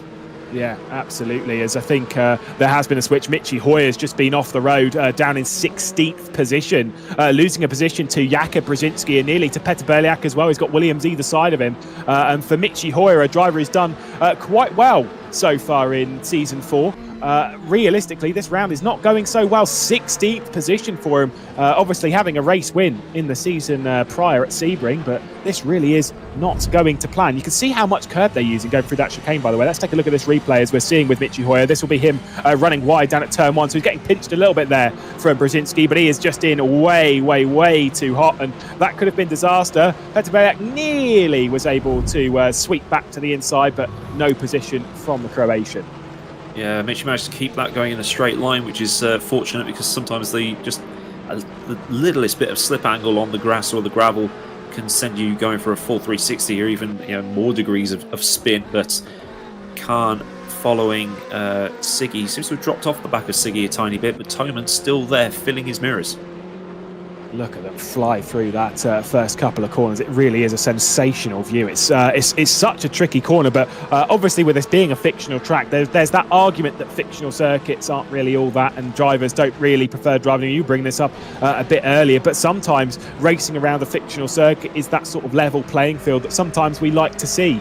It's not about experience on the racetrack so much as just getting to grips with it through practice, and you can see the commitment. It really is a proper thriller to drive. Less so to race, though. It's so tricky. And look at that moment once again from Ibrahim Khan. You're absolutely right. He does like to drive it on the rear. Yeah, I've tried driving his setup, so just no too much. It's almost like, what's a rear axle as he tries to turn the car with the throttle. It's just his driving style. That works for him. He's obviously very quick, especially carrying those 10 kilos around with him. You can see the movers and the shakers on the left-hand side. Simicic dropping 2 positions. People pretty much staying almost exactly where they are. That's a testament to how difficult it is to overtake here, as we were talking earlier on in the show. But this is the thing, is once we move into that feature race, whilst Lime Rock Park, for example, incredibly difficult to overtake, much harder than here, and yet still we saw plenty of pluses and minuses in the feature race, courtesy of the requirement of a pit stop. And we were, judging these drivers, Alex Siebel, of course, his teammate Yuri Kasdorp and Dennis Jordan, for going a lot longer on strategy, but they made it work somehow, and they managed to come through in the end for a fantastic finish there. Obviously, it wasn't so great all the way around, but still there was some positive vibes within the Red Bull Racing Esports camp, and hopefully they'll do the very similar feat around this racetrack as well, moving a bit further down the order and focusing on Zbigniew Szara, teammate to Peo Pev, who's just running down in 21st position. You can see there's a bit of side-by-side directly behind that as well, between, I believe that's Casper Stoltz and also the Zansho Simsport driver of Cedo Vire, and just a little bit dicey here in the mid-pack as they're just all trying to figure their way through. Incredible. I think one of those Jason cars was... Oh, there we go. Yeah, I think before that, one of the Jason cars was going full sideways on full oppo, coming through 9 and 10. So we might have to get another look at that one as we go back up to Wisniewski, who's managing to keep that Williams car in second place. But he's just dropping off so much to Chinchik, who was basically just checked out at this point. Yeah, Chinchik has gone. Like I said, he's been disappointed with some of the races that he's had so far this season, but realistically speaking, is using this round to start his charge, and the driver that has that best qualifying record is continuing that trend and showing the level of driver that Marcel Chinchik is, managing to pull away from a driver the stature of Nikodem Wisniewski, of Alex Siebel, of course, of Kevin Siggy as well, who I think maybe just made a bit of a mistake there through the chicane, and quite close was Ibrahim Khan to making a move, but still no way through. They're just firing over that chicane. It's giving them enough of a distance running down into that really fast 9 and 10 that there's no real way to pass. And so how do you get past these positions? It's surely just a pressure game. Pressure, momentum, all of that stuff. I mean, we saw it in the BMW race. We saw one of the Varga drivers, he just couldn't get by unless the guy ahead had that mistake because of the momentum required to get out through 13 and 14 onto the straight, where slipstream just, as you can see, just isn't happening. Yeah, it's just not quite long enough, especially through the sort of medium speed. Quite quick, actually, realistically. But it's more on the faster side of medium speed, shall we say, of the 14th and final corner. It's just not really allowing the likes of Alex Siebel to get really alongside Nikodem Wisniewski, nor any of the train behind. We'll say that Yuri Kasdorp's dropped off of the rear end of Yuri Toman and more so into the clutches of his teammate. His teammate had, I think it was about a second back. Not too far behind in 7th and 8th position between Kasdorp and Jordan. But now things have started to equalise, of course, the dirty air, applying a bit of a status quo to all of the drivers on the timesheets as everything sort of comes into one quite long train, it must be said. As saying that, just in the background, Jerne Simoncic has just got past Risto Capit and returns inside the top 10, looking for his 7th consecutive one of the season. And now Arne Schonvliet's looking to the inside of the Estonian as he absolutely fires it in down into turn 11, riding on board with the RHG Esports driver. Of course, they had a good day a little bit earlier with Erhan Jovski in the BMW Sim MTCS Racing Cup, but the pressure that's on Capit's shoulders, he just received a bit of a bump from Jonas Raivio as well. And look at this, Raivio's coming through. Wow. Nuno Pinto as well. The freight train is here, ladies and gentlemen. And RHG are dropping backwards. Look at that from Michi Hoyer. Michi's just like, yep, I'm having some of that. And Michi's gained 2 positions out of all of this as we see Rosicki round the outside of turn 1 trying to get that position back from Hoyer, and I think he's about to do it. There's going to be a bit of contact. Still all under control, but that's just madness. The Estonians just had an absolute mare of a final sector on that last lap. Yeah, absolutely crazy, as Risto Cap is actually going to drop another position to Louis-Philippe Capamajan and potentially another one to David Marocek. Crazy that he's losing pace, and also to Matt Richards as well, down in 20th position now. I'm assuming there is a sizable amount of damage on the RHG Esports driver. I know he was struggling with his pedals in the previous round of the rFactor 2 Formula Pro Series at Indianapolis, and I wonder if those pedal issues have come back to haunt him. He's not quite lost as much time. Actually, might have been at Lime Rock in the previous round of this. Or it's Zandvoort, that's what I meant. He just didn't pull up into turn 1, did he? He went through turn 1 in 7th gear. Yeah, and it was just like, okay, that's a bit odd. Maybe his downshift's not working properly or something like that. But it's either way, he's still in the race, but he's just lost so many positions. We're probably going to get a replay of this. It all started with Scunfleet absolutely sending it into turn 11. Let's have a look at his inputs. His accelerator and brakes seem to be working. He's just got over the. As he clattered the wall and bent the suspension a little bit, he might have. And that's not going to go well for him. Yeah, there's Andonovski through. There is Jerne Simoncic through, and he'll be thanking his lucky stars that the current format exists of the series, which will mean that his front row start and pole position for the next race will stand. It's not about a top 10 reverse grid race from the sprint race; it's about the top 10 reverse from qualifying, and so he'll be at least thanking that the evening should be looking a little bit better later on. And it's, like you said, promoted Andonovski and Simoncic back inside the top 10. Simoncic looking for his 7th consecutive one and scoring a bit more healthily against Jiri Toman, who is comfortably outscoring him right now. It's back to the battle that we saw, really bumping and barging Risto Capit through the penultimate and final corner. As you can see, Jonas Raivio at the head of this field with Nuno Pinto behind him, Kuba Brzezinski, Michi Hoyer, and then we're on board with Petr Berliak as it is a burst esports sandwich with Williams Esports bread right in front of us. We've got the sandwich the right way around, haven't we? You can see a lot of these cars with a bit of bent panels as they've been forcing their way through. As we see Berliak coming through 1 and 2, Hoyer just ahead, Berliak's teammate just ahead of them, and Wisniewski still holding station. But like we say, Cincic's checked out. It is absolutely dominant from Marcel Cincic, which is in the same vein of what we saw in the relegation race from Ibrahim Khan around here, where he just managed to pull away from his teammate Sido Vire and, of course, Risto Capit that day and managed to pull out an incredible lead in 20 minutes. And it's seeming like it's the same level of dominance from Marcel Cincic, which would bode well for the race coming up, because it shows that he's got plenty of pace within the car. Look at the slide there from Nikodem Wisniewski, just sending it through turn 11 and then through 12, just kicking out the rear end of the Porsche. There'll be 2 laps to go from this point on, with it being roughly 1 minute 11, 1 minute 12 kind of laps around here. Marcel Cincic will have another couple of laps to really enjoy his run towards the checkered flag, because these drives don't come around often, and when they do, absolutely love them. Yeah, it's going to be a decent haul of points for Wisniewski, for Siebel as well, and pretty much everybody in the top 10. And then, like you say, the top 10 qualifiers are reversed for the feature race, which will have that mandatory pit stop because of the tank being so small compared to what you normally get in GTs, where they can go for like an hour and a bit, especially around here. As we see the Red Bulls running 1 and 2 in 7th and 8th, half a second between them, just using all the grass on the exit because why not, and then throwing it through the chicane. That beautiful shot that we've been seeing all evening. Dennis Jordan keeping it in behind Kasdorp, but as you can see, it's looking pretty stable in terms of the gaps at the minute. But anything can happen over the next lap or so as the Varga car of Marcel Cincic starts his final lap. Yeah, by the way, I think Risto Capit's car's not entirely fixed. He has returned to the race circuit. Obviously, a lap down at the moment for R8G, and Day not looking so good in the sprint race. But again, positives for a little bit later on. We might well see an R8G race winner in Risto Capit looking to take his first win of the series, to be perfectly honest, as Marcel Cincic, speaking of first wins, coming through the first couple of corners now. You can see with him sliding it around like that, he is absolutely comfortable with this racetrack. Yeah, he's having a lot of fun out there. The car looks nice and stable. It looks planted. It looks nicely under control on the throttle as he comes up to turn 6.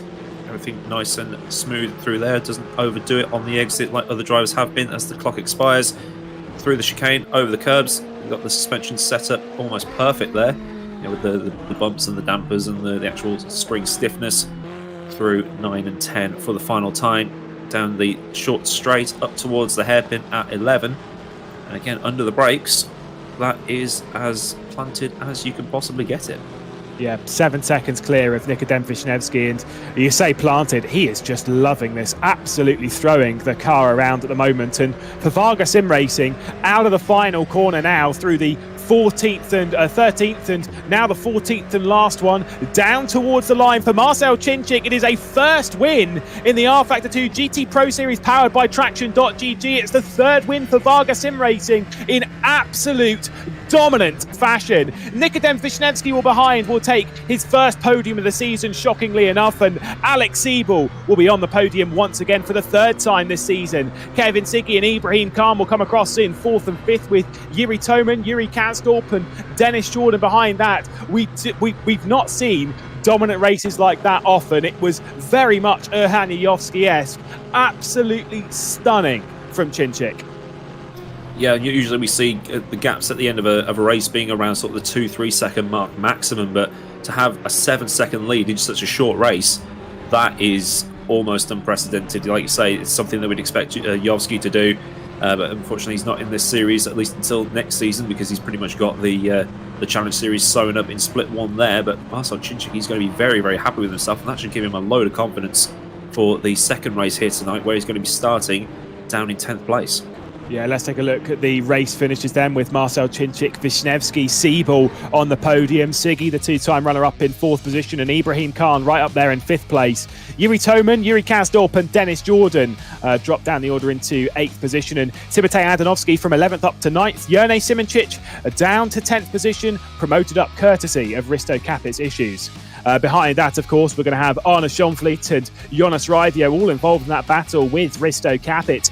Nuno Pinto, Jaka Brzezinski and Michi Hoyer behind that, with Petr Bejak, Louis Philippe Kapamajan, Davin Rotchek, Matt Richards and Zbigniew Szara, your top 20. The finishers behind that point would be Sido Via, Kasper Stoltz in 22nd position, 23rd for Ferris Stanley, 24th for Luca D'Amelio, 25th for Jordi Sviers, and Kevin Rotting did not have a good day either, and he's really struggling for BHK Esports by TX3. Risto Capit, though, I think the talking point of the race there, in the sense of those final moments, dropping down the order to the final position on the grid, but did actually set fastest lap in that race with a 1:11.3, of course, fresher tyres, less fuel, etc., and just going on it. Surely the Estonian, though, is feeling pretty good for this race coming up. He's starting from a really good position. He's starting from a very, very comfortable place at the front of the grids and looking for a race win. Yeah, I mean, like you say, it's going to be so difficult to overtake. So if he can keep the position at the start, or even gain a position off the start, he's going to be in a good spot. But if he makes another mistake like he did under pressure, maybe not under pressure, maybe just made the mistake normally, then he's going to be in the exact same spot as he was at the end of this race. So he's I wouldn't say he's got nothing to lose. He could have a lot to lose in terms of points, because he's not scored any besides his participation points for that last race. Yeah, absolutely. And the thing is, I mean, I'm not necessarily sure as to how much he's focused on battling for the title, in the sense of that ship may well have sailed. Obviously, it's just trying to keep him out of the relegation races so far, which realistically speaking should be doing well enough. He's a bit further down the championship, of course, than he'd want. He'd rather be completely safe from the relegation area of the grid, but we know what type of driver Risto Capit is. But again, let's we've got a couple of talking points here. Let's speak of the issue there that he had through the chicane. Now, this is an issue that is probably, with very high likelihood, going to happen to another driver throughout this 45-minute feature race coming up. I mean, what level of risk do you apply through there? It's a 45-minute race. It's quite long. There's a pit stop as well. Surely in the early stages, you've got to be driving safe. Yeah, I mean, we've been seeing the drivers in both of the two series tonight, so the BMWs and this. They've been absolutely hammering those sausage curves at the chicane, and you can probably go through there 100 times, but then it's the 101st time where the car decides, nope, I'm off. And if that happens in the longer race, where there's more points on offer and there's points available all through the field as well, it's like, do I just consolidate where I am, or do I push it? And it's when you start to push it, that's when the mistakes will start happening. So I think the drivers are going to take it easy at the start, and then whatever happens in the pit stops, then they'll start to push maybe in the last sort of 10 or 15 minutes of that race. Yeah, absolutely. And the other main talking point, realistically, of course, is with Risto Capit, only a single top 10 so far in the season. That was in the Sebring feature race with a P7.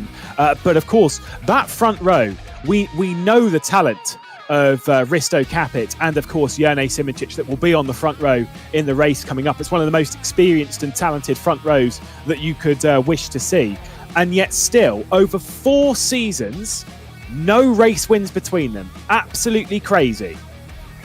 That just shows the consistency of the two of them. That is, it's. I mean, we've seen Simoncic in other series like the Virtual Endurance Championship and in Formula Sim Racing as well. I mean, he's just wrapped up his 3rd championship in that. The consistency of that guy is just phenomenal. He's got the pace and he's got the consistency. So to not have a win is, for a driver of his standards, you might consider it underachieving, but he's got every chance of picking up that elusive win here tonight if he can stay ahead in turn 1. Who would you pick between them, based on the season so far, based on that consistency? I mean, I'd feel that maybe Risto Cap is a little bit more desperate for that race win than Jerne Simoncic, considering that Simoncic did, of course, to his teammate, give one up in the at Sebring to Michi Hoyer in that sprint race. Yeah, I mean, I'm just thinking about it because Simoncic is in the Ferrari and Capit's in the C7, isn't he? So the Ferrari is considered out of sorts around here, being mid-engine, whereas the front-engine C7 is probably going to be the better overall. But I think if I was to pick one to actually get the win tonight, I'm probably going to pick Jerne. Really? Yeah. Well, I'm going to go opposite on that. So at least one of us is going to be right then. Well, actually, you say that, but there is also 25 hungry other drivers as well. That's true, yeah. With a very, very pacey Marcel Chinchik, not too far behind, of course, a very hard circuit to overtake on, but you never really know. And with RHGs and Burst experimenting a little bit on strategy, who knows what we'll see in the race coming up. But Risto Capit, he's the Iceman. He does not really buckle to pressure. Having said that, he did just make a mistake in the previous race, so we'll probably bail out of that conversation topic. They're obviously in warm-up right now, getting used to the stint level that they're going to be running in the next race. Is much heavier on fuel. But remember, they do have to make that pit stop, and it's not an easy pit lane to get down. You can see it there on the right-hand side. Very, very tricky to get over there. And then the pit exit as well really leads out right into the braking zone for turn 1 in this kink. You can see it there. There you go. So you're just on the outside of turn 1. Now that undercut maybe could be quite potent around here. We'll have to wait and see, because if you dive out the pit lane, you're side by side with someone. You've got the inside for the next few corners. Yeah, it's not often that you do see a pit lane exit straight onto the racing line. You've got tracks like Croft and Donington where that does happen, but at a non sort of club level track, I mean, like I say, non-club level track, this place doesn't even exist, but it's got that feel of an old school top level open wheeler track, hasn't it? But you don't expect it to be there. It's like I say, it's kind of like the pit lane exit at Circuit Gilles Villeneuve. So you're going to have to be watching the apex and the car ahead of you, as well as any cars that are coming out of the pit lane. So if anybody's running crew chief, they're probably going to be loving the fact that it'll be telling people that the cars are exiting, and they're going to have to be careful. Yeah, absolutely. I think that's going to be the real key thing here, is being careful on pit lane entry as well as exit, and getting that strategy just right. I know that's stating the obvious, but it is one of those critical things here that we've seen. I'm going to say it, that I absolutely love pit stops being a part of this race. It hasn't been in the previous seasons. It's fantastic to see it here in the 4th season. And let's take a look at the starting order for the feature race. Risto Capit and Jerne Simoncic on the front row of the grid, looking for their first race win ever in GT Pro, with Yuri Kasdorp and Dennis Jordan, race winners between them, lining up just behind. Yuri Toman in 5th position, looking to score some decent points in the championship, but he'll have to close up on Jerne Simoncic, with Ibrahim Khan in 6th place. Alex Siebel and Kevin Siggy rounding out the top 4 rows, with Nikodem Wisniewski. Didn't really have the pace in that one. The person who did, though, was Marcel Chinchik, dominant in race 1 this evening. Timotej Antonovski and Arne Schonvliet in 11th and 12th. The rest of the grid orders as they were in race number 1. Jonas Raivio, Nuno Pinto, Jakub Brzezinski and Louis-Philippe Capamajani went backwards a little bit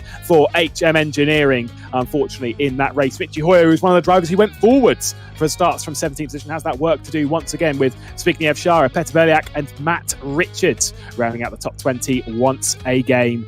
Jordi Spears, Sido Via, Davin Marocek and Luca D'Amelio. Not been a great day for BHK Esports by TX3, and they might well try and turn their form, but realistically speaking, from down towards the back of the grid, it's not looking so great. Ferris Stanley, Casper Stoltz and Kevin Rotting, 26th in the previous race.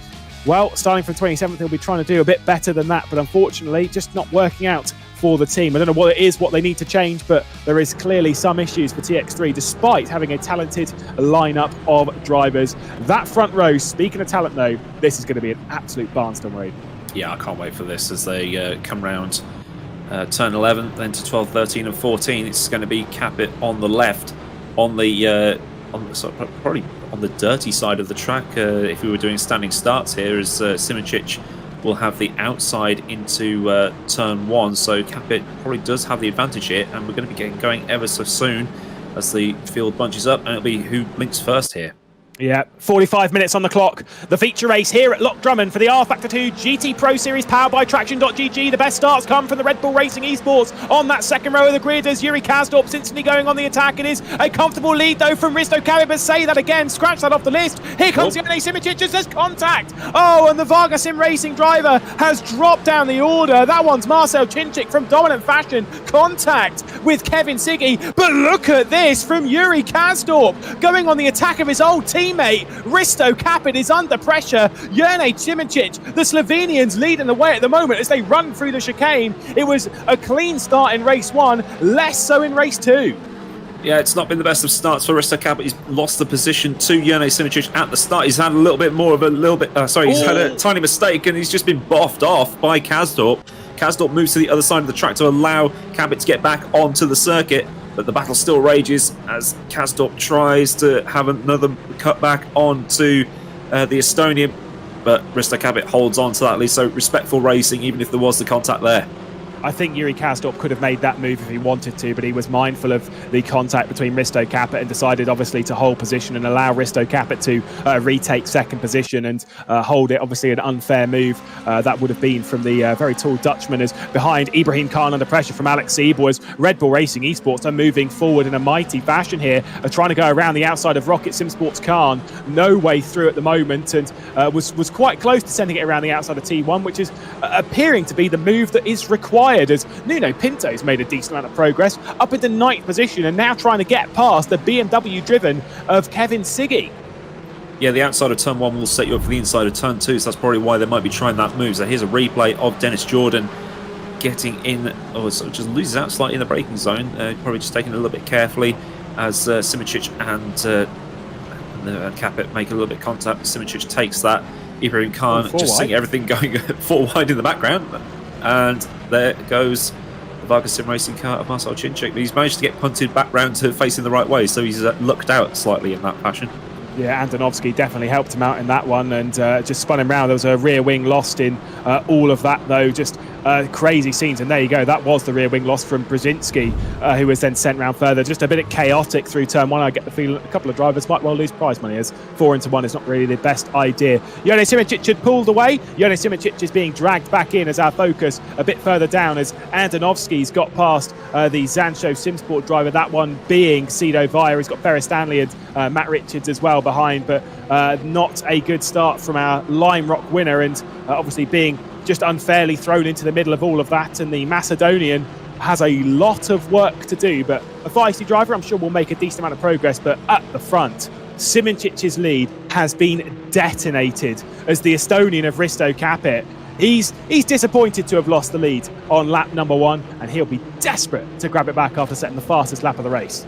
Yeah, some drivers drive faster when they're angry, and I think Kavit might be one of them. Yeah, we see him on the... Oh, that's a car that's just disappeared into a wall. We'll get a replay of that. This is Timotej Andonovski coming through turn 11, I think. He's just getting caught up behind the Zancho car of... that's Cedo Via, the Frisian flag on the rear wing end plate there. Just trying to find his way through a gap, and I think he's eventually found it, as Cedo and the rest of his stablemates in behind there. Yeah, there was a bit of a battle between Marcel Chinchik and Arne John Vliet as well, with Michi Hoyer, Petter Berliak, Davin Rocek. They're all going side by side, corner after corner. Absolutely superb. A little bit further down the order, but they're allowing the top 10 to pull away that Jonas Raivio is trying to challenge for on the rear end of Nikodem Wisniewski. This is back up towards the front end of the field with Jerne Simicic, Risto Kavit and Yuri Kasdorp, your top 3. They're all line astern at the moment. No position change, but like I said, Risto Kavit has been able to close back up in all of this. But I said that Risto Kavit is a bit of the Iceman. He doesn't really make mistakes, and of course we did see one in the previous race, but that you'd be hard pressed to see that one again. Jerne Simicic, though, the experience and the talent that he has, I think he's going to be in exactly the same boat. A very hard driver to pass, which means this may come down to strategy or something very, very bold indeed. Yeah, that gap between Simicic and Kavit is ebbing and flowing. It goes up to about half a second, then it comes down to about 2.5 tenths, and then it goes back up again. So it looks like Simicic has got advantages somewhere, but Kavit then closes them up elsewhere. I mean, that gap Doesn't look like half a second. It looks a bit closer than that, but it's definitely half a second. Here's replay of Kevin Rotting. I think this was the driver that we saw just spearing off into the wall. Yep, dropped it on the grass, and that's big damage. That was a wheel flying off, and he's taken one of the markables with him, and that is him out of this race. Yeah, I said that Kevin Rotting would have wanted a better day, and that is not it. Front right gone. Had made his way up into 23rd position, dodging some of the carnage, but with Antonovsky over the rear, just a mistake under pressure. As back to our race leader, Simoncic. Dennis Jordan has a fair amount of pressure on his shoulders as Yuri Toman is there. A bit of a shame, I feel, to see Marcel Czincik obviously dropped down the order, but realistically, we now get to see him charge back up. He's in 13th position at the moment, as a little bit of a mistake there from Simoncic. Czincik, though, of course, with that incredible pace in the first race, will now try and charge back up from an even worse position than he was expecting. Obviously, started in that mid-pack, and like I say, it was just crazy through turn one. We saw a bit of, I think it was 3 wide in the BMW Sim M2CS Racing Cup, but 4 wide from GTEs, not too wide. Look at that from Nuno Pinto there, +5. +7 from Rocek. Look at that. That's a big gain. Yeah, I mean, 4 wide into turn one. I think some of the drivers may have taken it a bit too far going into that. Like you say, it is very difficult to overtake. It's like, right, this is my opportunity. And I think a lot of drivers all said at the same time, now's my opportunity. So it's kind of a case of great minds think alike, but it didn't really pay off for a lot of them. But it'd be interesting to see how much damage that Czincik has got on that car, because if he took a whack on his suspension, then that car might not be driving properly in a straight line. But he's still, he's got it up to 13th. He's got Hoyer ahead, and he's got to get another 3 places to get back to where he started. The car looks, I mean, okay. Obviously, it took quite an enormous whack, but the car itself looks like it's driving okay. Now, this is obviously Marcel Czincik here. He knows what to do and knows how to drive. And right now, of course, he's pushing it to the limits. Same. And this is kind of where, comes back to what we were seeing in race one and what we were speaking about in the session between, where how much risk do you apply in the early stage of the race? I mean, obviously, Risto Capit is throwing everything at this, but Janez Simoncic seemed to as well. Now, realistically, Simoncic could take his foot off the gas a little bit. Now, I'm not saying, drift into each corner, but he could be a little bit more careful here and, use his pace wisely to keep Risto Capit at bay. Let's take a look on board, though, with Nuno Pinto on the race start, gaining positions already on Arne Schonvliet and Jonas Raivio. There's that 4 wide running through the first section of the racetrack. You can see the contact there, and there was no way that Siggy could go. It's just a 3 wide. I don't know how they'll judge their way through that, because that's just a little bit crazy. Wisniewski was on the left-hand side, making it 4 wide. You had Andonovski, you had Kevin Siggy, and of course Marcel Czincik there, all taking it through. And Siggy was just being pushed. I get the feeling it's sort of one of those things. Yeah, Siggy definitely got biffed into Czincik and spun him round, and then Andonovski, thankfully, from Czincik's point of view, thankfully punted him back round the right way. So it seems to be okay in that respect. We've only got the 1 retirement so far, I think, and that's Kevin Rotting, who binned it at the chicane, but on board with Yuri Toman in 5th position. He's got Ibrahim Khan about half a second ahead. He's got Dennis Jordan 3/10 ahead. You can see the leading train heading up through the back end of the track towards turn 11. As they all follow each other line astern. But Simoncic is starting to gap Capit a tiny bit. That gap's up to half a second now, sort of ebbing and flowing between 6th, 7th, tenths of a second, maybe going up to 8 tenths as they come through the final corner. So it looks like, Capit might be dropping off a tiny bit with the tyre wear sort of going past their sell-by date, but still they'll have plenty of life and plenty of pace in them, even with the pit stops that are to come. Yeah, it's essentially a 9-car train for the race lead. Of course, we've got Simoncic, Capit, Kasdorp, then you've got Jordan, Toman, Khan, Siebel, Siggy and Pinto, all a part of this train. Liking what I'm seeing from Nuno Pinto so far. Of course, back in Season 3 was in championship contention over the early stages of the season, had an unfortunate disconnect at Silverstone whilst leading the race comfortably. Kasper Stoltz won that day, and unfortunately for him, the sort of his momentum in GT Pro was sort of stopped in its tracks, but now things are looking a little bit better for Team Fordzilla.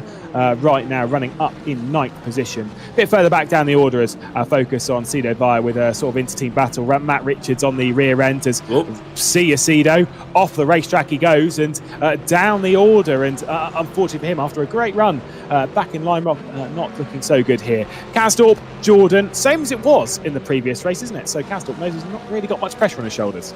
Yeah, we're seeing the first pit stops as well. I think I just saw Jordi's Veers in the pit lane, so I don't know whether that's scheduled or not. See how that pans out as we see the 2 Red Bulls of Kasdorp and Jordan flying in towards turn 1. And you can see Simitric's lead is now over a second, so he's starting to cap it. Kasdorp and Jordan swarming, well, almost swarming over the back of the RHG Corvette here. Definitely not a scheduled pit stop from Jordi's Veers. For one, it's very, very early in this race, but for two, most importantly, he's been in the pit lane for quite a while and is about to drop down to the 26th and final running position on the racetrack as Louis-Philippe Capamajan comes across the line to take 25th. And also has the fastest lap of the race, by the way. Obviously, he's been into the pit lane, he's taken some fresher tyres as well and is 2 laps down himself. So the fastest lap we'll expect to see returning to someone inside the race leading battle a little bit later on in the race post pit stop. Let's take a look at the replay and see what happened a bit further down. I think this might be what happened to Cedo Via once again. Rear end just stepping out and not able to collect that one and stay on the racetrack. Unfortunately, just collecting it and taking a bit of a trip off it in one of the fastest sections of the racetrack through 9 and 10. Yeah, it snapped one way, and thankfully it didn't snap the other way, because if that happened, then he would have been in the wall. So he managed to catch the sliders. We've seen one of the Red Bulls in. Kasdorp. Yuri Kasdorp in the pit lane. Now, that is scheduled. Now, we've seen Red Bull Racing Esports do some bold things, and trying to go for a big undercut here is the Dutchman of Yuri Kasdorp, who had his birthday fairly recently, only a couple of days ago, now looking to march forward and potentially take a second race win. He's definitely in contention for it. Yeah, it's very early to be taking that one, so we'll see if that pays off. The bold strategy cotton type of thing here, but Kasdorp exiting the pit lane, you'll be able to see that. Oh, penalty. Speeding in the pit lane. Oh, wow, that is painful. And I wonder how many that's not going to work now, is it? That's not great from Yuri Kasdorp. That's a shame, because I really want to see how that strategy is going to work out. Love seeing a bold early pit stop, but I get the feeling that that's not the last drive-through we're going to see today.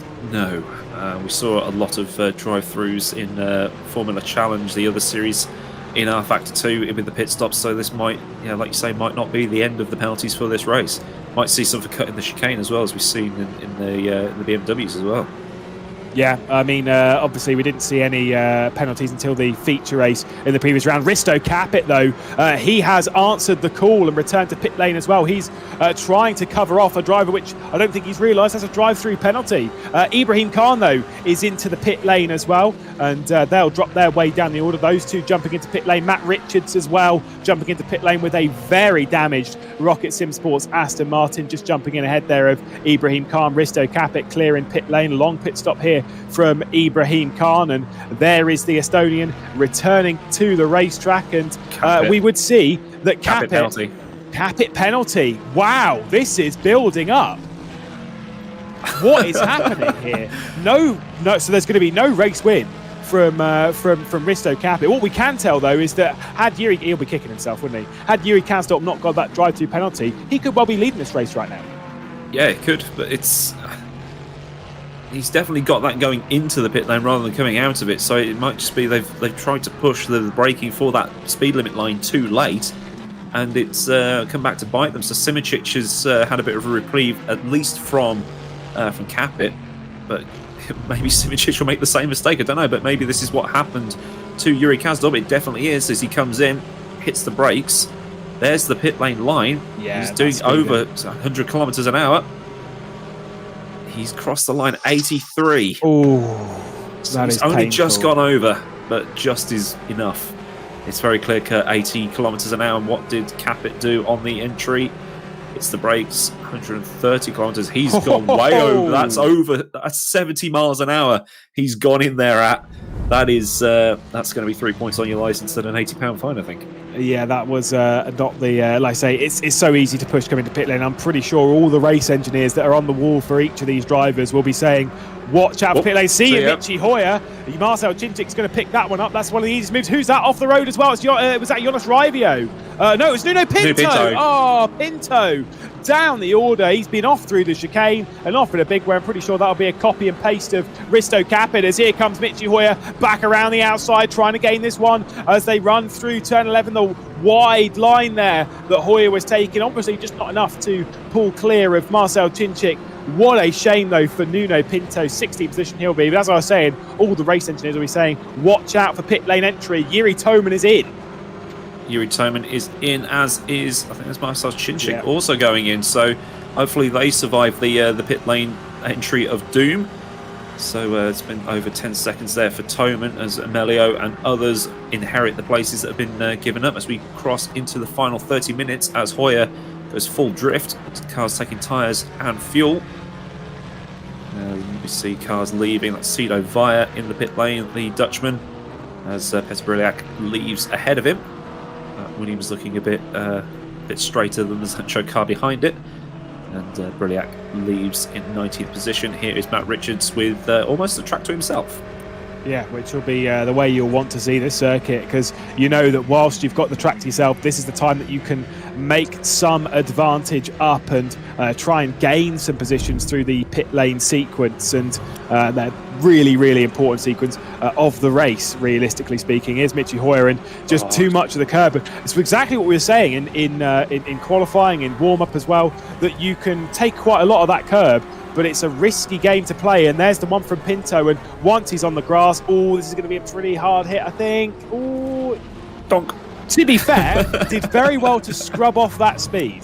Yeah, it's that gravel trap just needed to be a few meters longer for him to come to a stop before that hit the wall. But as we see, this is Jonas Ravio in the pit lane in the BMW M8. Takes tyres, fills it back to the top with fuel, or just fuel to get to the end of the race. Simičić also in the pit lane, Stanley in the pit lane. Drivers pitting sort of within about 15 minutes into the race. So out comes Simičić. He's rejoined. So we've got Kazdorp at the bottom and then Simičić on your screen. So I got a bit confused there, but Yuri Kazdorp in 10th, coming back through the field. Has he actually taken that drive-through penalty yet? No, he hasn't. No, he's not. So he's probably just trying to get some gappage done and then take it to try and minimise the losses.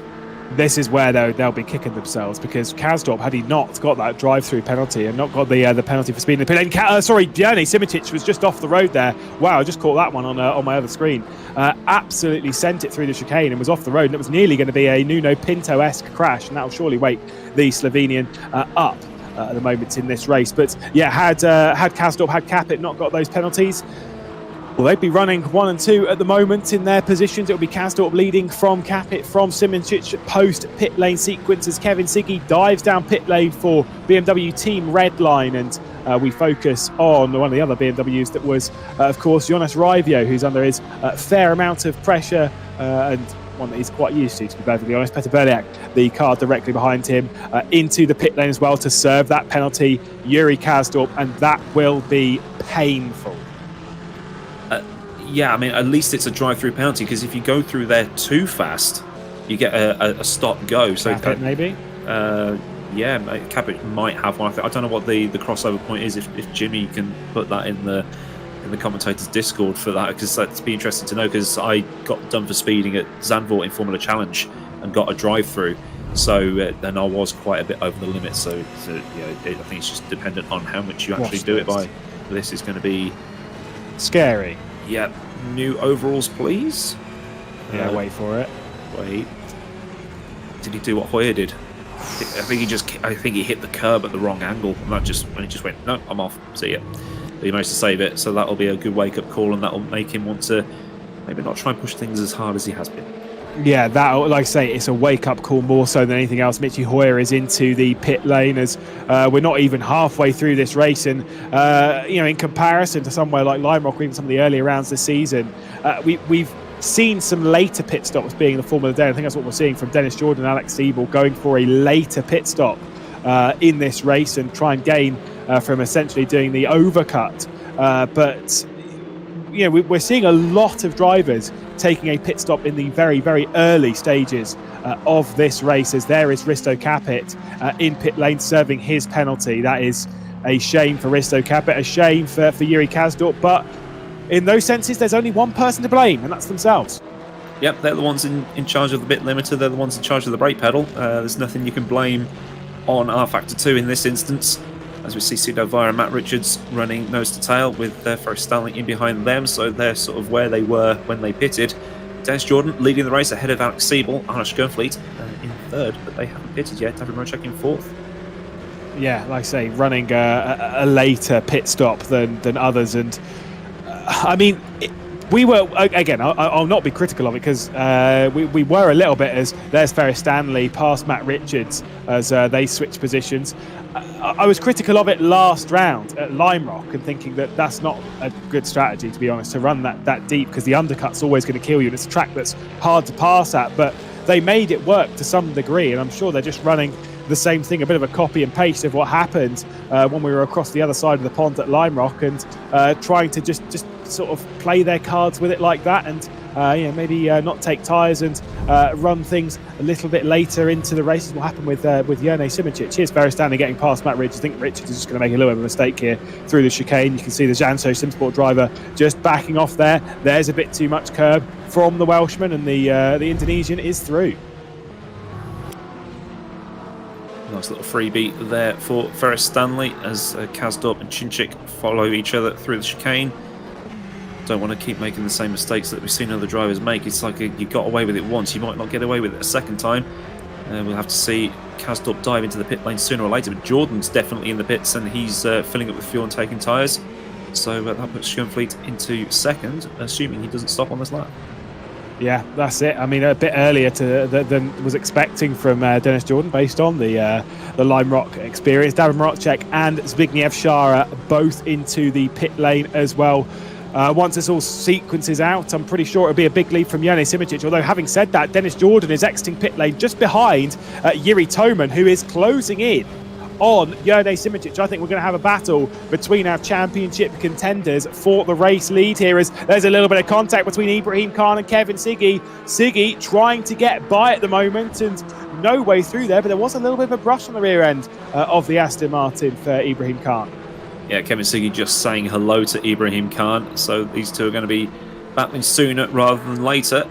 The BMW filling the rear view camera of the Aston Martin, and we joke about how big that BMW is, but here's the replay of Siggy trying to send it through turn one. Ibrahim Khan giving him a lot of room, and then there's the little tap to say hurry up, also I'm here, so you're going to have to drive quick to keep me behind. Yeah, nice stuff from Khan. Like I say, not dealing with the pressure, just running his own line, slowing it up a little bit through the second corner just to hold position and make sure he didn't run a little bit wider, but this is looking a little bit more ominous as Kevin Siggy is there. That was super close, running into the penultimate corner of the track. It's going to be very, very close into the first corner. Nuno Pinto is into the pit lane. Here comes Kevin Siggy. He's looking to the outside, looking back to the inside for what will be turn one, running through the opening kink of the track, diving it to the inside at the first corner. Kevin Siggy sending it in for BMW and trying to go around the outside of turn two, but Ibrahim Khan's just able to hang on, and he's got the inside for the next few corners, trying to go for the cutback though. It's Kevin Siggy. There's no way through at the moment, and the track will switch one way and back the other, touching the curb a little bit there from Siggy. That was close to contact. That was very close. I think Kevin Siggy wants to get past Ibrahim Khan. He's going to have to go to the outside of turn one to make sure he gets that inside line for turn two. But Ibrahim Khan absolutely walloping the curves and almost comes a cropper on the exit. But he's managed to keep the car going in a straight line. He's just going to have to be very, very careful. Otherwise, he's not going to lose just the one place to Siggy, but he's going to lose a hell of a lot more if he ends up going for a spin or ending up in a wall. Yeah, and for a driver who's done well around here in the past in that relegation race I brought up, that won't be... that'll be a bit concerning if he's got Kevin Siggy getting that close to the rear end, but just do what you're doing. It could have been, like I say, very easily cleaned up from the racetrack had Siggy been slightly alongside in that scenario. Again, a bit of a wake-up call as yellow flags are out in sector 2. Not really 100% sure as to who that one is for. No one dropping down in my current vision as Toman and Jordan battling it out. This will potentially become the battle for second and third, and post pit stop Dennis Jordan is looking very, very fast indeed, looking to try and grab second place off of Yuri Toman as we return to the battle for sixth place with Khan and Siggy. And still, he's close. He's about as close as you could possibly be around this racetrack, but there's just no way to get by Khan right now. Was a bit of a mistake from Yuri Toman. Just saw that one coming through the chicane in the background of shot, and Dennis Jordan is ready to pounce. Yeah, Dennis Jordan will be wanting to get by to get himself up into fourth position. There is not a lot in it. There's probably about a tenth of a second in the battle between. You can just see them there in the background heading into turn 11. But we stick with the battle between Siggy in the BMW and, oh, maybe not, we're going to move on to Marcel Cinczyk being followed by Nick Denvisniewski. You can see there Toman, you can see Cinczyk and Kasdorp ahead. So this will be a tasty battle for the for 8th position in a bit, if all goes to plan. And by that I mean they all stay on the track. Yuri Toman and Dennis Jordan are side by side. Here comes Jordan looking to the inside and then sending it in. I wasn't sure if he was going to commit to that. He's not really going to make it stick around the outside. It might be a cut back to the inside as we saw the attempt from Kevin Siggy. Look at that. It's very, very nice though from Dennis Jordan. He's alongside. He's potentially through and trying to make the move stick on Yuri Toman. And he's got up into second position. That is textbook from Dennis Jordan. A superb cutback. And Kevin Siggy's also got through on Khan. So all kicking off with about 20 minutes remaining as we see the replay here of Siggy getting past Ibrahim Khan. He's going for the inside line. Yep, he's quite a bit far back. Did Ibrahim Khan go too deep? Yep, so he's just going to swing it around the outside of turn 2 and then use the wider exit to maximise acceleration and the top speed through the sort of triple apex right-hander. Very reminiscent of Turkey here. And then the move was done by the time they got to turn 6. Seaballs into the pit lane, and where will he come out in the grand scheme of things? Arne Schonvliet's going to be leading the race for Zancho Simsport. Jerne Simicic just entered the start-finish straight now as Alex Seaballs up onto the jacks. Jerne Simicic will retake second position. Dennis Jordan up to third. Alex Seaballs departing pit lane now.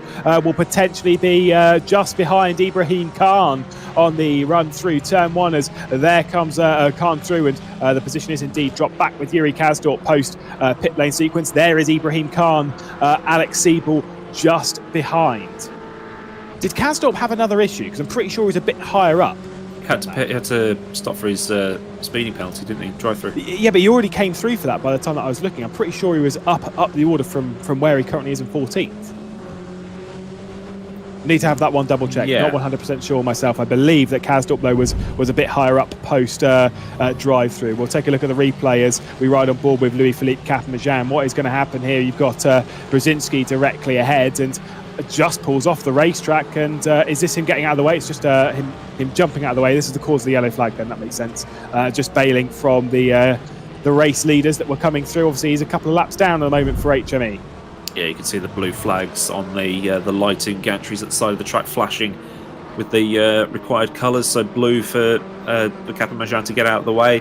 The yellow will be flashing for the caution, and then the green for all clear. And here we go, Ibrahim Khan versus Alex Seaball down the start-finish straight.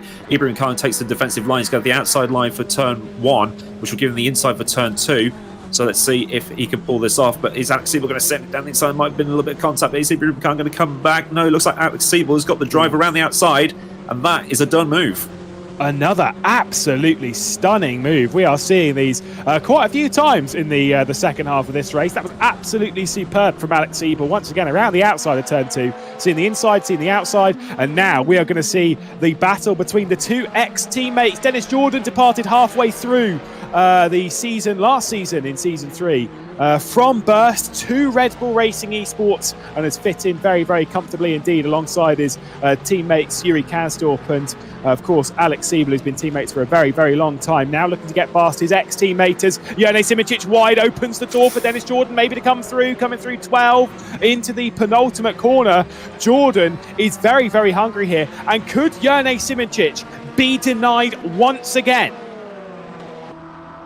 At the rate it's going, I think the answer to that is yes. Dennis Jordan is tucked in the slipstream of the Burst Esports Ferrari, has a last-minute dive to the inside. Car almost snapped on him, but it looks like Jerne Simicic is holding on for now, but 16 minutes left. Dennis Jordan might have this done by the end of the race. Yeah, the runner-up from last season is Dennis Jordan, and looking very, very healthy around here. Of course, part of the driver lineup that finished 1, 2 and 3 for the first time in GT Pro history. Sebring with, of course, his teammates Alex Siebel and Yuri Kasdorp alongside him on the podium. Kasdorp won that day, then it was Siebel, then it was Jordan. Let's take a look at what happened with Yuri Kasdorp over the chicane. Is going to be a bit of a mistake running down into 9 and 10. Would explain why he's lost some positions, and that was it. Yeah, so ran wide, losing time, losing positions. Are going to be contact with the wall as well for good measure. No, might have got away with it. So he did drop down the order, and that was exactly why. See, I thought he was down there because of the drive-through, but he was inside the top 10. Yeah, incredible. So he's done okay out of that. That means 13th at the minute. Michi Hoyer up in there in 10th. But here is the battle for your race lead. Just 0.2 of a second between Dennis Jordan and Jone Simoncic. Are we going to see a repeat of what happened last time? Will Simoncic go defensive on the inside? No, he's going to take the outside line for 1, so he's got the inside for 2. Dennis Jordan goes full send on the inside, almost hits the sausage curb, but Jone Simoncic has got it just about covered off. Is there going to be a switchback from Dennis Jordan? No, he hasn't got the drive just yet, or maybe he has.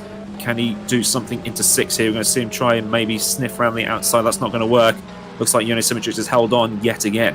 Superb battle between these two. Absolutely fantastic. Two very experienced drivers across the world of sim racing, whether it's in endurance or open wheelers or GTs. Big curb there from Dennis Jordan, and again, as they fight, Yuri Toman is being closed back into this, and Jone Simoncic is just trying to outscore Toman right now. Of course, the championship rivals running first and third. Toman outscored him in the first race. Simoncic looking to outscore him in the second one of the evening, but will it be a race win? And a very well-deserved one indeed if he can deal with the pressure that's being put on his shoulders from the German of Dennis Jordan.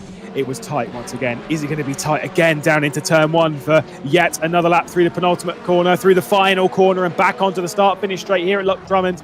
Not quite close enough, you have to feel, and you can see in the background there as well, Alex Siebel's really close to the rear end of Kevin Siggy as well, running down into turn 1, and he might try and make the move stick as he dives it down there. Could we see 2 Red Bull Racing Esports drivers on the podium as here comes Siebel? I've got to go around the outside. He did this one on Khan. Is he going to do it on Siggy as well? There's contact between the two, and I don't think Siebel's going to be able to make this one stick. He's going to try and leave his nose there as they run round the triple apex corner down into turn 6. Absolutely sends Fantastic. It in, does Alex Siebel, and Kevin Siggy deposed down to 5th.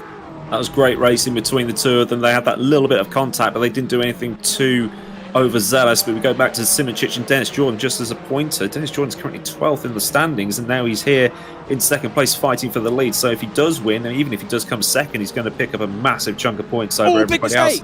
That's Simoncic making a mistake. Is he going to lose the position? No, he's just held on. Simoncic is pulling out every trick in the book to keep that Red Bull C8 behind him. Yeah, I'm absolutely surprised he was able to keep that one. We've seen that in qualifying. I mean, you said about it earlier on in the race as well. The differing lines through turn 11, picking up that later apex, and Simoncic made a little bit of a mistake. I think he went a little bit too deep, or maybe it was intended. He opened the door, but managed to just cover it off. And like I say, just doing whatever he can to keep Dennis Jordan at bay. If he was wide through there, though, and Dennis Jordan was to get to the inside, I mean, realistically, then Jone Simoncic has got the inside for the next couple of corners. So realistically, it might be worth taking that kind of risk. But a send from Jordan would really throw an end to that as well. Check out a replay. Dennis Jordan was quite close there, but we'll see Alex Siebel around the outside. There's a little bit of contact, and so close once again. This is absolutely phenomenal, though. He's just alongside enough to send that one in. Respect between the pair of them, and I always say that with these kind of moves, it takes 2 to tango. Kevin Siggy gave the room. Alex Siebel had the respect as well. Brilliant stuff between 2 great drivers. Yeah, that was a Formula car style of overtake rather than the tin top type of overtake. But look at that, it's the Aston Martin of Yuri Toman. Because of the battling, he's now within a shot of taking the lead. If they keep continuing to battle like this, then Siebel will make it a 4-way scrap for first place in this race with just under 12 minutes remaining. And Siebel's flying right now. Last lap time, of course, yes, through the battling. Simoncic a 14.0, 14.1 for Jordan, a 13.2 from Alex Siebel across the line this time by, he once again closes in by 1.5 seconds on the race leaders as we return to the battle for Ibrahim Khan as he defends once again. This time, though, it's from Marcel Chinchik, who is trying to battle back after a fairly disastrous start to the race, but showing his pace and form around here, being able to return to the battle well inside the top 10. There's Siebel in 4th spot, and once again you can see his teammate battling it out with Jerne Simoncic, and how close it is between them. This is going to be a 4-way fight before you know it. Yeah, just under 11 minutes remaining now as Simoncic and Jordan ahead. Jordan's just sniffing for any gap just to try and force Simoncic offline. Is he going to make a send into the hairpin? He has a sniff, but he's not going to do it. Is Simoncic going to take that wider line through? No, he's going to hug the inside, so maybe that was a mistake from him a couple of laps ago. But Jordan still holding on the diffuser of the Ferrari, the mid-engine cars of the Ferrari and the Corvette, battling with the front-engined Aston Martin in the middle there. So it's a good old scrap for the cars that are in the lead. And Siki just been dropped by them at this point, and he's on his own right back there in 4th.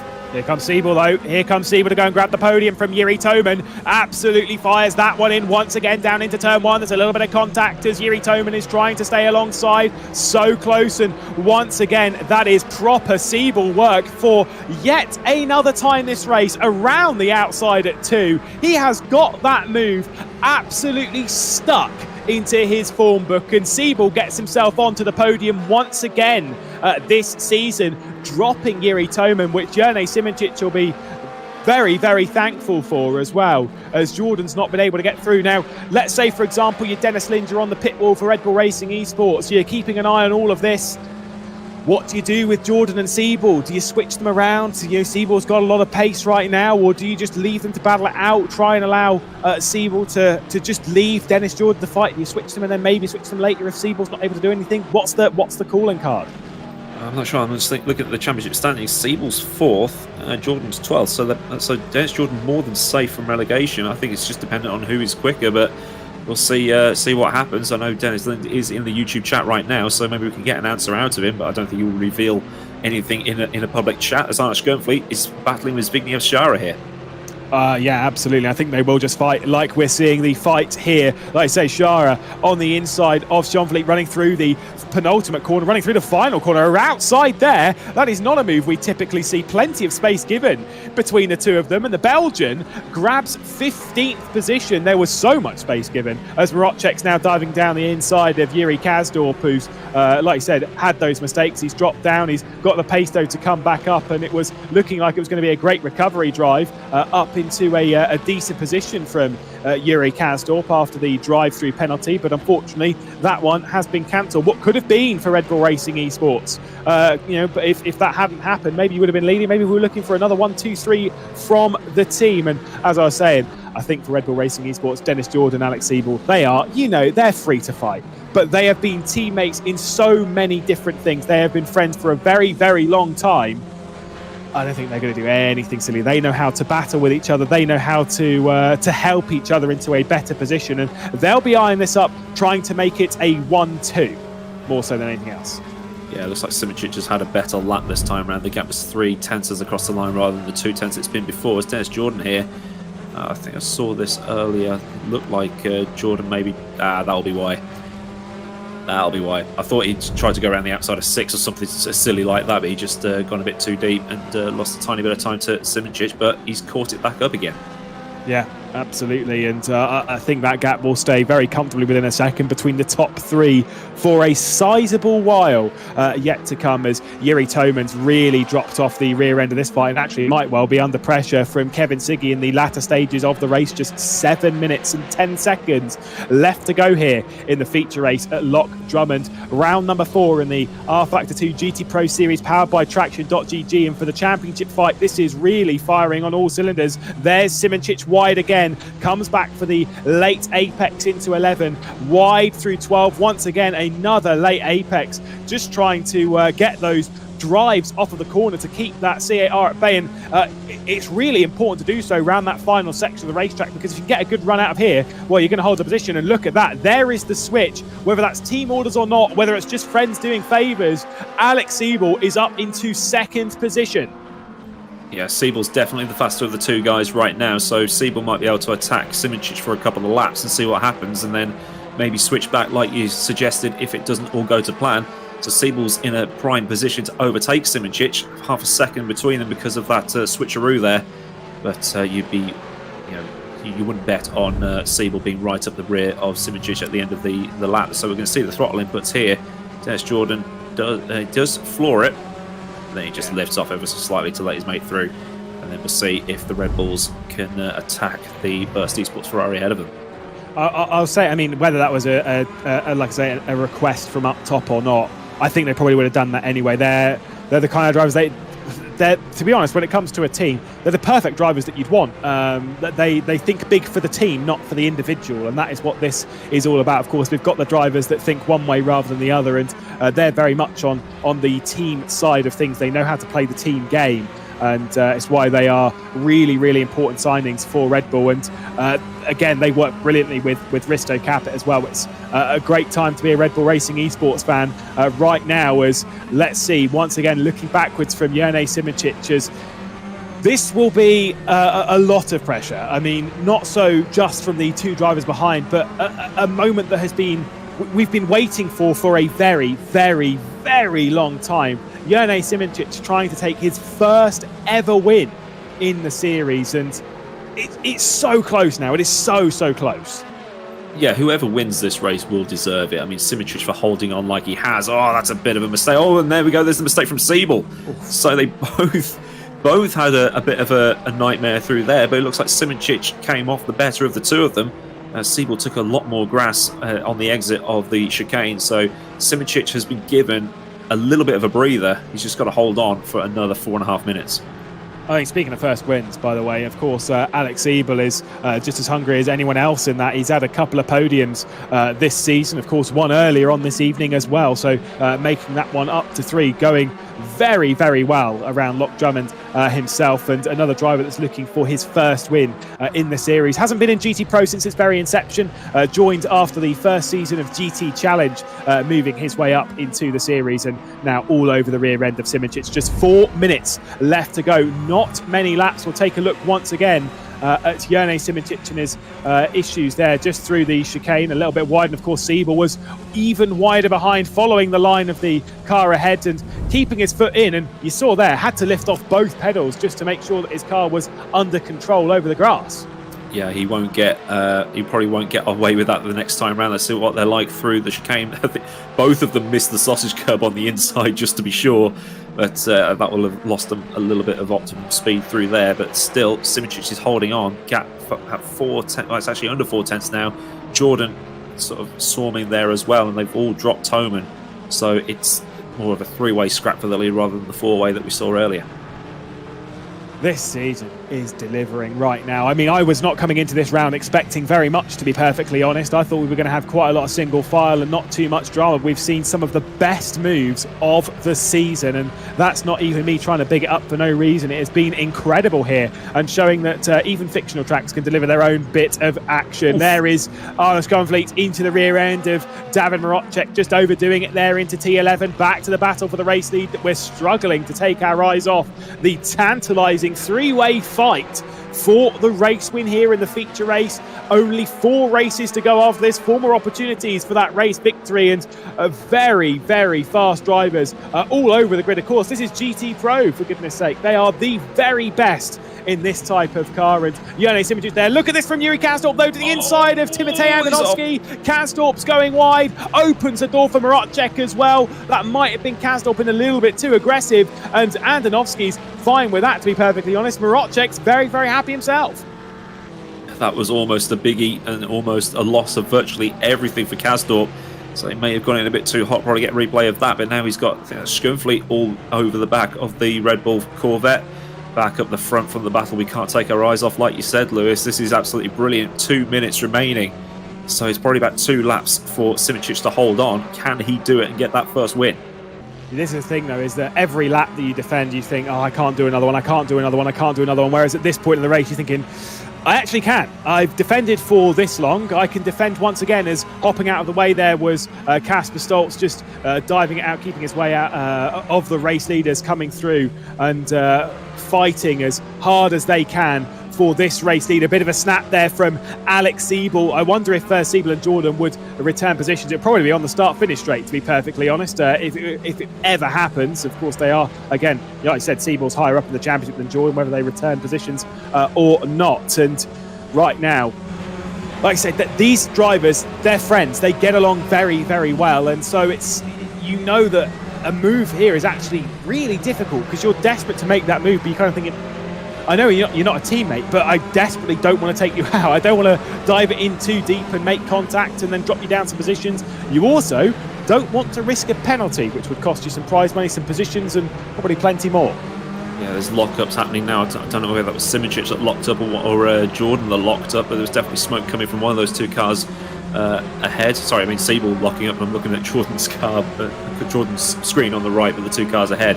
But Simoncic going defensive, or maybe not. He's sort of thought about it. He's just hugging the middle, and he's probably going to pick and decide to defend too when they get to turn one. But it looks like that Ferrari's doing okay at the final corner. This is the final lap, ladies and gentlemen.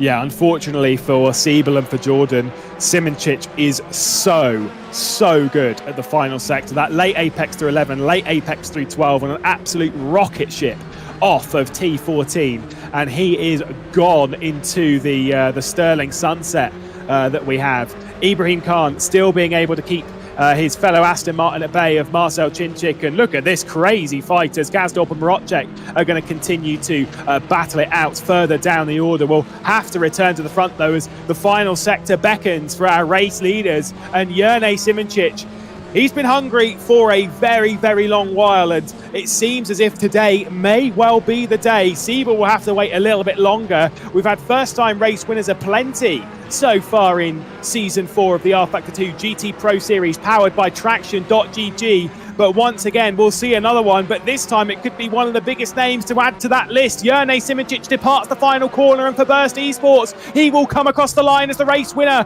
Dennis Jordan and Alex Siebel will switch positions, and Jordan will grab second. Alex Siebel in third, Yuri Toman in fourth, and for Simoncic, that was perfect for the championship. He held on fantastically throughout the entire race, and now he can reap his rewards. That is absolutely phenomenal. But what moves we had, Aidan. That was phenomenal racing towards the end between the three of them, and Toman joining in briefly as well. Deserved win for Simoncic as we see Skernfleet cross the line, and we'll have a replay here of Skernfleet and Kazdorp just managing to get by there into the chicane. Oh, maybe not. He's just made that stick. That's oh, hang on. Okay, that's just the end of the race, doing the end of the race things, but he managed to get through there. That was phenomenal for Jerne Simoncic. He'll be happy to put that tick next to a GT Pro win. Finally, after 4 seasons of trying, he's managed to do it, but he's done it by holding on under immense pressure from Dennis Jordan and Alex Siebel. Yeah, a fantastic race from Jerne Simoncic, taking the race victory finally in his GT Pro career. Dennis Jordan behind him, and Alex Siebel, some of the best moves we've seen all season from him, grabs his way up into third position for his second podium of the night. Yuri Toman and Kevin Siggy in fourth and fifth place, with Ibrahim Khan, Marcel Chinchik, Nikodem Wisniewski, Jonas Raivio and Michi Hoyer rounding out the top 10.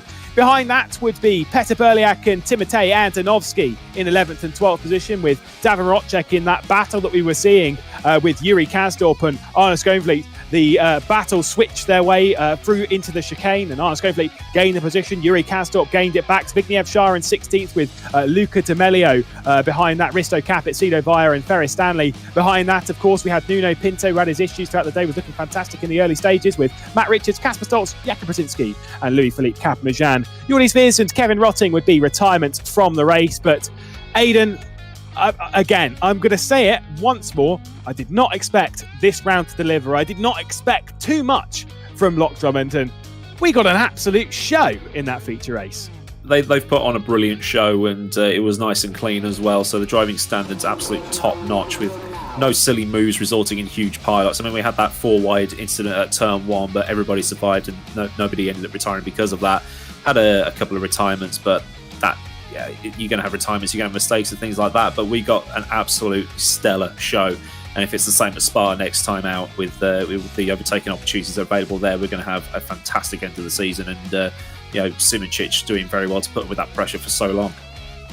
Spa's going to be great. I'm absolutely sure of it. A track which we know Kevin Siggy goes quite well at. Of course, then rounding out the season at Indianapolis. But I'm going to grab your opinion on something here, which has been one of the talking points throughout the night. I'm sure we've all had our opinion based on it, but let's talk fictional racetracks. Yeah. Thoughts on racing fictional tracks? Of course, fictional circuits have been widely, like you said, some people like them, some people don't. But some of the best tracks that we've got in sim racing are actually fictional. Of course, think of rFactor to 1, and we also have it in rFactor 2 of the likes of Tobin. You've got Maple Valley. You've got so many other circuits across sim racing as a whole, across all types of simulators that are fictional that still work. If they're built correctly, then yeah, go for it. I mean, I'd like to see this come back for next season, maybe even use it in Formula Pro and Formula Challenge as well, because I think it would be brilliant in the Formula cars. Stick a DRS zone on the start finish straight, and you'd be onto a winner, especially with some of the corners you've got with taking the wide lines, and carrying speed and things like that. It's an absolutely brilliant track. I've never driven it. I've only ever seen like the hot laps and getting the map up and things like that. I might have to go and take a run around it later because it's absolutely brilliant.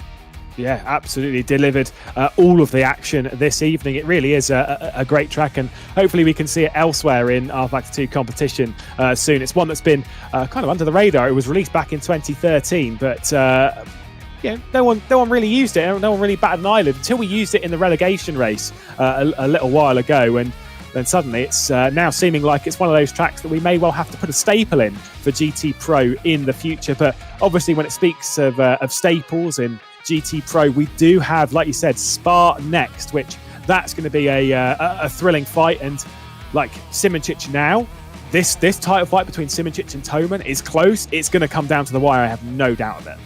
Yeah, I mean, we'll have to see if we can get Ruben to put the updated scores up on the screen, because looking at the printout that I've got here, I mean, they entered 573 for Simoncic and 567 for Toman, so it's still very, very close. But that win for Simoncic in that feature race will have brought that gap out a little bit more. But anything can happen with drop scores and things like that. But Yerne's been so consistent that his drop score isn't going to lose him that much at all, if anything, really. Yeah.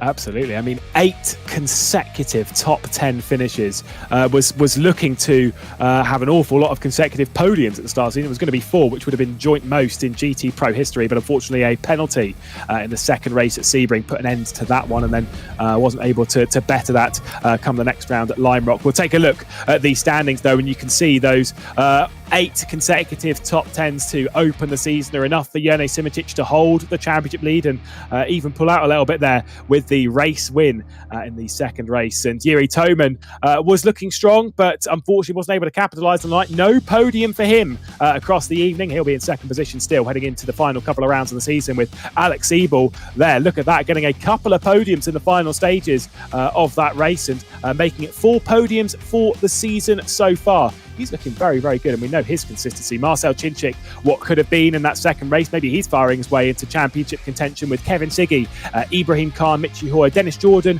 Yuri Kasdorp and Timotej Andonovski rounding out the top 10. Decent progress from the likes of Dennis Jordan. Yuri Kasdorp might be a little bit angry of what could have been in that one. Focusing a bit further down the order, of course, we know how this works with relegation. The bottom 5 in the championship will be dropped out of GT Pro straight away, and then 21st to 25th will go into the relegation races, which is currently held by some pretty big names. Zbigniew Shara, Yordis Viers, Peo Pev, Jakub Brzezinski and Nikodem Wisniewski. Of course, Brzezinski, a race winner earlier this season. Nikodem Wisniewski, second on the all-time winner list down the order. And what was a bad season for RHG last season looks to be continuing, at least for one team, that being Williams this time out. Yeah, it seems that one team gets cursed for the season after having a decent season. So it's like, we saw RHG last time out having the bad season. Now it's Williams, and you expect those 2 drivers or 3 or 4 drivers who make up that team to be doing a lot better. But there's the sort of the stats that you're probably print screening like a madman right now. So you've got all that to go with on the for the next round. But 45 laps led there from Simoncic. Been on the podium 4 times this season, top 5 times this season, and 8 times in the top 10. So that's consistency right there, and that's why he's at the top and probably the favourite for the championship. Yeah, and I think there might have been a bit of a concern in qualifying as he didn't quite qualify as well around here, but might well be aiming for a little, obviously he'll be aiming for a little bit better next round, but considering Simoncic and his pace around Spa, I'm sure he'll be going very, very strong around there. It's one of those circuits that really is a driver's track, as the high speed commitment once we reach there in a couple of weeks' time, it really is one of the greatest racetracks on the planet. We all know it. Spa is one of those circuits that when it was laser scanned and brought to rFactor 2, it was like, yes, I know that one. And it's obviously one that we love seeing racing around, because it's a proper raceable track. It is, and it's been pretty raceable in everything that we've ever run there. Like you would have seen in Formula Pro, it was absolutely brilliant there, and we've seen it every single time the GTs go there, that we have some great racing as well. So for GT Pro and GT Challenge, we've got the GTEs going there in GT Pro this year rather than GT3s. They'll be in the Challenge, which will be at Loch Drummond on Friday night with you and Paul taking you through that one, and then Indianapolis at the end. So we've got plenty of great racing, and I just cannot wait for Spa on the 4th of October with these cars going around there. Yeah, I believe GT Challenge has been moved, if I'm not mistaken, so correct me if I'm wrong. It's been moved to the Thursday, of course, because the Le Mans Virtual Series and Le Mans Virtual Cup will be starting over the weekend. But of course, once we go racing there, back to Loch Drummond for GT Challenge. And then once we go racing for the season finale of the rFactor 2 Formula Pro Series, powered by Traction.gg in a week's time, Monza. It's been a fantastic round. Lewis McGlade, Aidan Millwood have been in the commentary booth, and I'm not going to lie, I really, really enjoyed that. Hopefully we'll be seeing you all once again. That is it, though, for round number 4. Just 2 rounds to go in the rFactor 2 GT Pro Series, powered by Traction.gg. And until next time, bye-bye.